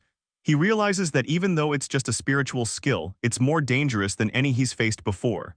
The crowd is shocked by the escalating intensity of the fight. Ming thinks that even after absorbing the unevenly mixed cement from the ground, it won't help much against her attacks. It really looks like he's going to lose. As she prepares to attack again, she tells him he should admit defeat. But instead of giving up, our protagonist raises his arm in defense and insists he hasn't lost yet, so he won't surrender. Fun believes it's just a regular spar and doesn't want to push him so hard that he ends up in the infirmary. She doesn't want to win that way, but our hero provokes her, saying she looks out of breath. This makes her furious. She questions how he can talk like that when he can barely stand against her powers. Still, Fun admits that only a handful of people have lasted this long against her, so Ming must be pretty strong, but he insists on trying one more time. He begins to focus and sense everything around him. He is now feeling the stone beneath his feet, sensing the wind blowing from the south and noticing the moist air coming from the trees, which tells him that there must be a lake nearby rich in water mediums. Ming realizes that if he leaves the training grounds at this moment, people will call him a loser. So our protagonist decides he must use the method Professor Fun has taught him.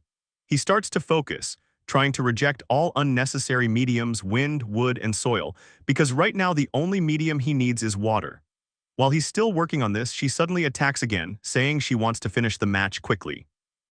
However, just as she reaches him, his perception technique activates, and he manages to draw water as his medium.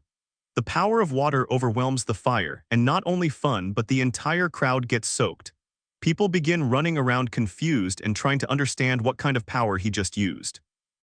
To them, it looks like some sort of forbidden ability, but all they see is a blue light, so they know both fighters are still using their spiritual skills.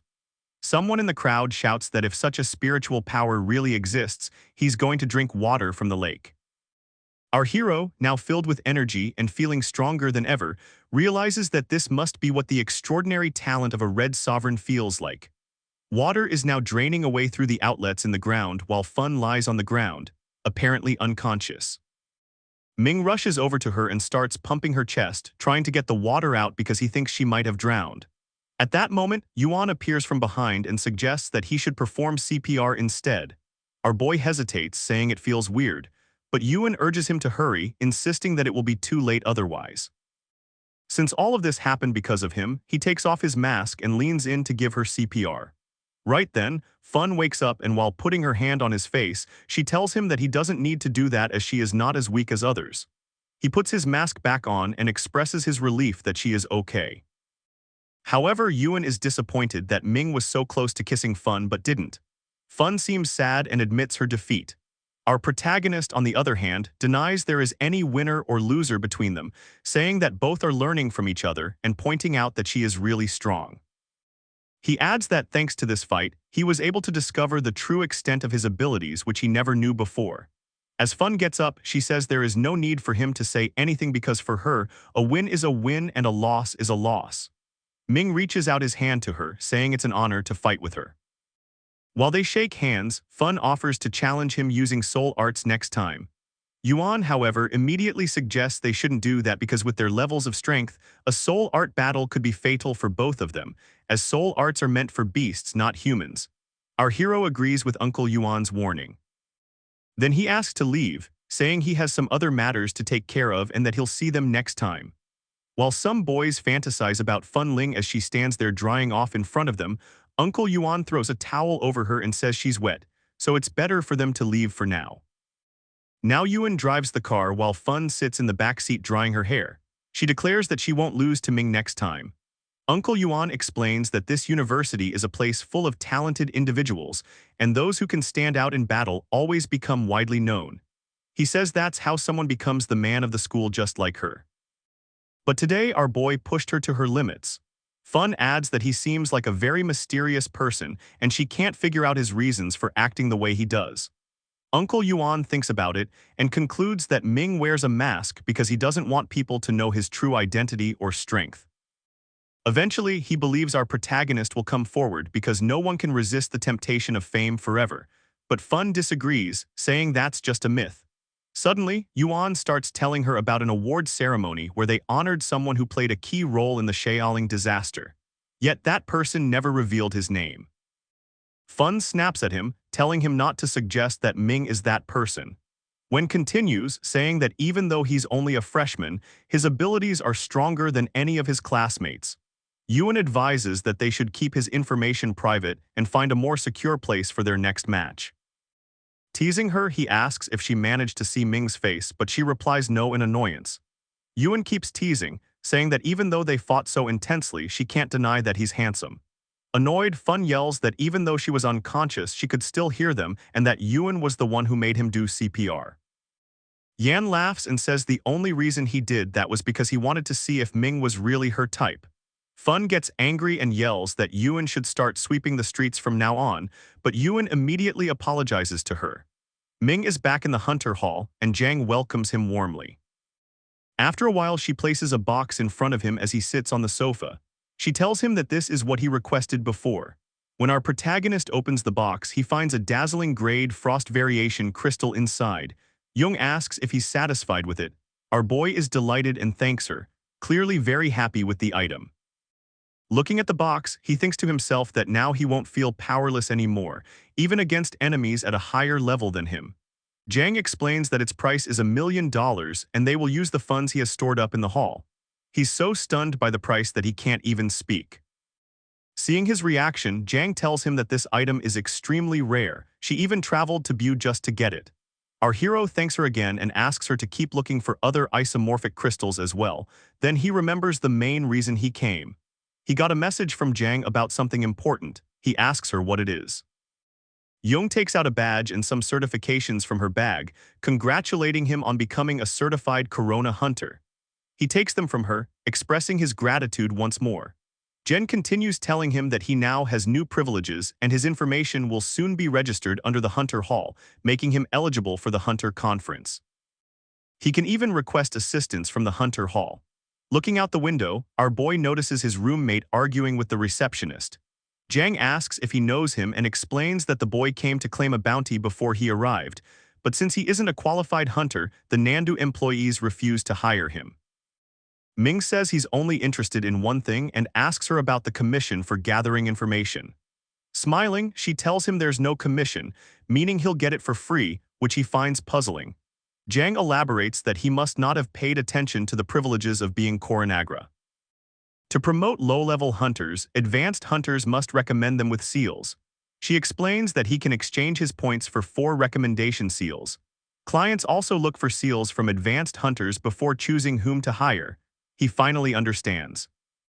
Jung adds that as an advanced hunter, he can assign minor tasks to lower-level hunters and focus on more important jobs himself. Low-level hunters eager to receive a seal are willing to do any tasks since they lack fame and recommendations and can't get high-paying bounties. Hearing this, our hero agrees to hire his roommate, but asks Jang to keep his identity hidden as he doesn't want the other boy to know he's working for him. She opens her tablet and asks what tasks he wants to assign so she can prepare an agreement with a seal of recommendation as the reward. Ming's roommate, walking toward the exit in disappointment, is stopped by Jung, who explains everything. Excited, he becomes ecstatic at the news that the person offering the job is a Koranagra hunter. He bows to Jang in gratitude and leaves the building, promising himself that he'll work hard to satisfy the senior hunter, hoping for good tasks in the future. Meanwhile, our protagonist, standing behind him and hearing all this, thinks to himself that being rich is truly a good feeling, and it made reaching the Corona Hunter grade much easier. Now he can even have others run errands for him. However, reality quickly sets in when he remembers that he just spent $1 million, which could have bought him a decent apartment in Lanyang City. He starts to cry, thinking it's just too much money, and now he needs to find new ways to make money so he can buy a house. But when he looks at the box in his pocket, our boy reassures himself that the expense is worth it. Now he can hunt monsters easily with this crystal. With his great increase, his medium-absorbing ability has grown as well. Suddenly, his phone rings. It's his big sister calling. He answers, asking why she's calling so early. On the other end, his sister is walking with a suitcase and asks him to guess where she is right now. Our hero thinks for a moment and guesses she's in the park. This annoys her, and she complains that he never pays attention to her life. She's told him already that she's self-studying. He jokes that she was self-studying before, too. She's now on a bus, putting her luggage above her seat, and explains that she couldn't keep up with self-study because she had to take care of him, but she doesn't want to work part-time forever, so she's returning to her own path. Ming proudly tells her she never needs to work part-time again because he can support her and asks if she got the money he sent. Sitting down, his sister tells him to keep his money for himself since the Superhuman Institute is expensive, and she has her own hands and feet to provide for herself. She reveals that she has an interview with the astronomy team in Nandu, which means she could soon have a decent job. Our protagonist is shocked, amazed that the astronomy team might actually hire his sister. She clarifies that the position is temporary, but it's still a great opportunity and she can save money so he can buy good equipment for himself. On his end, our boy compliments her for earning such an opportunity on her own. She then asks him to pick her up when she arrives. After the call, he checks the time and feels proud of his sister, admiring how smart she is. He remembers when she gave up her dreams for his sake, but now he doesn't have to hide his efforts from her anymore nor live with that regret. He can take her out for dinners whenever he wants. Some time passes and now Ming is standing at the station waiting for his sister. When she gets off the train, she runs toward him, calling his name. After they reunite, our hero praises her for all her hard work and promises to show her around Nandu. She smiles, saying she wants to see the city as well. Later, he drives while his sister looks out the window, enjoying the city. They spend the entire day together, creating funny memories, having dinner at a restaurant, and even going seasiding. By late night, both arrive at the hotel, collapse on the bed from exhaustion, and are visibly happy. His sister says she likes Nandu so much that she's determined to work hard and buy a house here. Ming tells her that a big house costs around 1 to 2 million in the city. At first, she's shocked, but then she gets up determined to work even harder or maybe even marry someone who owns a big house. The next day, both get ready and head to the astronomy team for her interview. As they arrive at the Nandu team building, security checks them at the entrance. An assistant approaches Chin Yu, confirming her identity before asking her to follow. Just as Chin Yu is about to leave, Ming wishes her good luck. Our protagonist looks around and quickly notices the tight security which is expected for the astronomy team. This team observes the stars and their movements, providing crucial warnings to superhumans worldwide about impending disasters. Their constant vigilance, even over minor changes in space, makes them like humanity's watchful eyes. The fact that his sister secured a position here, even if the role seems minor, impresses our hero. Lost in thought, Ming is startled when someone descends the stairs. The security guard at the bottom salutes, but the newcomer quietly tells him to remain silent. He then approaches our boy, sits on the sofa across from him with an adult magazine in hand, and grumbles about how complex algorithms give him headaches. Ming's attention shifts to him, and he soon recognizes the man as Dr. Wu, someone he's seen in textbooks. Dr. Wu peers at Ming over his glasses and asks if it's his first day. Ming explains he's only accompanying his sister for her interview, clearing up any confusion. Wu admits he was surprised to see such a young face in the astronomy team. Suddenly, our protagonist jumps up and asks if he is Dr. Wu Long. Wu playfully tells him to guess, but Ming says he's certain, having read extensively about him. Dr. Wu smiles, curious about what the textbooks say. Ming replies that Wulong is praised for discovering the extraordinary rainbow medium, which through astronomical observation helps determine the strength of beasts. This discovery greatly empowered the organization. Hearing this makes Dr. Wu happy. Wulong asks if our hero wants a photo with him, and Ming enthusiastically agrees. After they take the picture, Wu resumes reading his magazine and jokes that Ming can now boast to his friends, but warns him not to disturb his peace again. Yet, curiosity gets the better of our boy, who asks about the magazine. Wu, a bit annoyed, explains that magazines are books too and urges him to stop bothering him. Embarrassed, Ming tries to explain that his friends also enjoy such shows. At that moment, a female assistant approaches. She scolds Dr. Wu for disappearing when there's still work to do. He claims he's just trying to refresh his ideas, but she eyes his magazine and suggests he prioritize work over hobbies. Wu repeats his earlier point. There are no rainbow medium fragments in the Lanyang City disaster, so there shouldn't be any undetected catastrophic forces on Earth. The whole time he keeps the magazine over his face. The assistant insists he double-check just to be safe. With no option left, Dr. Wu stands, tosses the magazine to our protagonist, saying throwing it away would be a shame, and leaves with the assistant. Ming thanks him for the magazine and watches them go. Soon after, Chin Yu bursts out excitedly, sharing that she landed a 3-month trial position. Ming congratulates her. She notices the magazine in his hand and teases him about his reading choices. As Ming tries to explain that Dr. Wu gave it to him. His sister laughs, doubting that such a scholar would read those magazines, and jokes that Ming hasn't changed. While our boy is still trying to clarify, Chin Yu heads to her new apartment, settles in, and celebrates getting her dream job along with a lovely little house. Ming, looking out at the garden, suggests she could grow plenty of jasmine flowers, her favorite.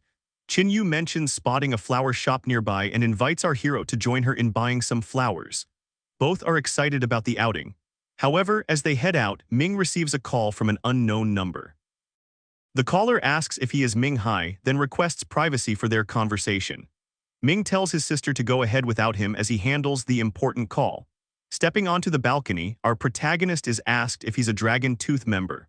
Once confirmed, the caller introduces himself as Instructor Luo, a subordinate of Gui sent by Lu Lin. Instructor Luo explains that Luo Lin has recommended Ming for Gui's position, officially inviting him to join the Dragon Tooth group as its new wanderer. Luo tells him that tracking enemies has proven harder than expected, and it seems their members' information has been leaked. To address this, they are forming a new department called Wanderer, whose members, like blood sharks in murky waters, are tasked with finding subordinates of the universe's heavenly sovereignty. Ming asks if they have any leads. The instructor reveals that Xiao Shua once bought medical equipment from the black market in his youth, likely encountering someone from the universe's heavenly sovereignty there. Dr. Xiao acquired this equipment specifically to extract beast blood. Luo suggests Ming visit the black market as his young appearance will help him go unnoticed. The instructor urges our hero to keep Lu Lin informed about any hideouts he discovers so reinforcements can be sent if needed. Later, Our protagonist stands outside the black market, reflecting on how different it looks compared to those in shows. It's hidden in palace-like buildings rather than dark alleys. As he enters, Ming immediately notices four individuals who seem quite extraordinary. As Ming tries to enter the building, a woman stops him and asks if he has an appointment. Smiling, Ming insists his girlfriend is unattractive and that he was advised to come for plastic surgery. He explains that he doesn't know the price and wanted to ask in person. The woman directs our protagonist to take the lift to the third-floor lobby's customer service desk, warning that the other floors are for the hospital's surgery area and suggesting he avoid wandering elsewhere. Our boy takes the lift and arrives on the third floor where a man approaches him. Sales manager Yung Tong greets him and asks if Ming needs assistance. Tang inquires whether our hero is interested in buying their longevity product or learning about their biochemical beauty techniques. When Ming looks puzzled about the longevity health product, Tang assumes he must be shopping for his parents. He assures Ming that everyone is initially suspicious, but after seeing their product demonstrations, doubts disappear. Amazed, our protagonist asks if it's really possible to make a longevity product and calls it magical. Tang replies that they only produce revolutionary items. Hearing this, Ming requests to see the production area, saying that if the product is truly effective, he'll keep some for himself as well. Tang approaches Ming, offering to take him to the production room so he can see everything firsthand. They head toward the lift, guarded by security. Before entering, Tang narrows his eyes and asks who suggested our boy come to the facility. He explains that most customers are either long-time clients or receive recommendations from regulars. As the guards move closer, Ming states he heard about the quality products. Tang smiles awkwardly, pressing for a specific name, otherwise he says it will be difficult to go to the upper floors. He warns that without this, they'll need to verify Ming's identity. A few guards surround our hero, prompting him to comment on their caution. He realizes these questions only arise after reaching this point, recognizing the trap for those who come to investigate. Ming confirms if naming a regular customer will satisfy them. Tang nods, stating he's willing to help if our protagonist genuinely wants to learn more, but presentations are necessary to ensure no one intends to steal their techniques. Surrounded by guards, Ming casually states that sister who recommended him. Tang's expression brightens, and he says that if that's the case, Ming is now considered a small VIP customer. Reaching for the lift button, Tang promises to show our boy the production base. They arrive on the 22nd floor, and as they walk together, Tang explains that the world knows SCR's blood mutates animals, but few realize it can also affect plants. Soon, they enter a room where plants are being mutated with several people working on them. Something catches Ming's attention.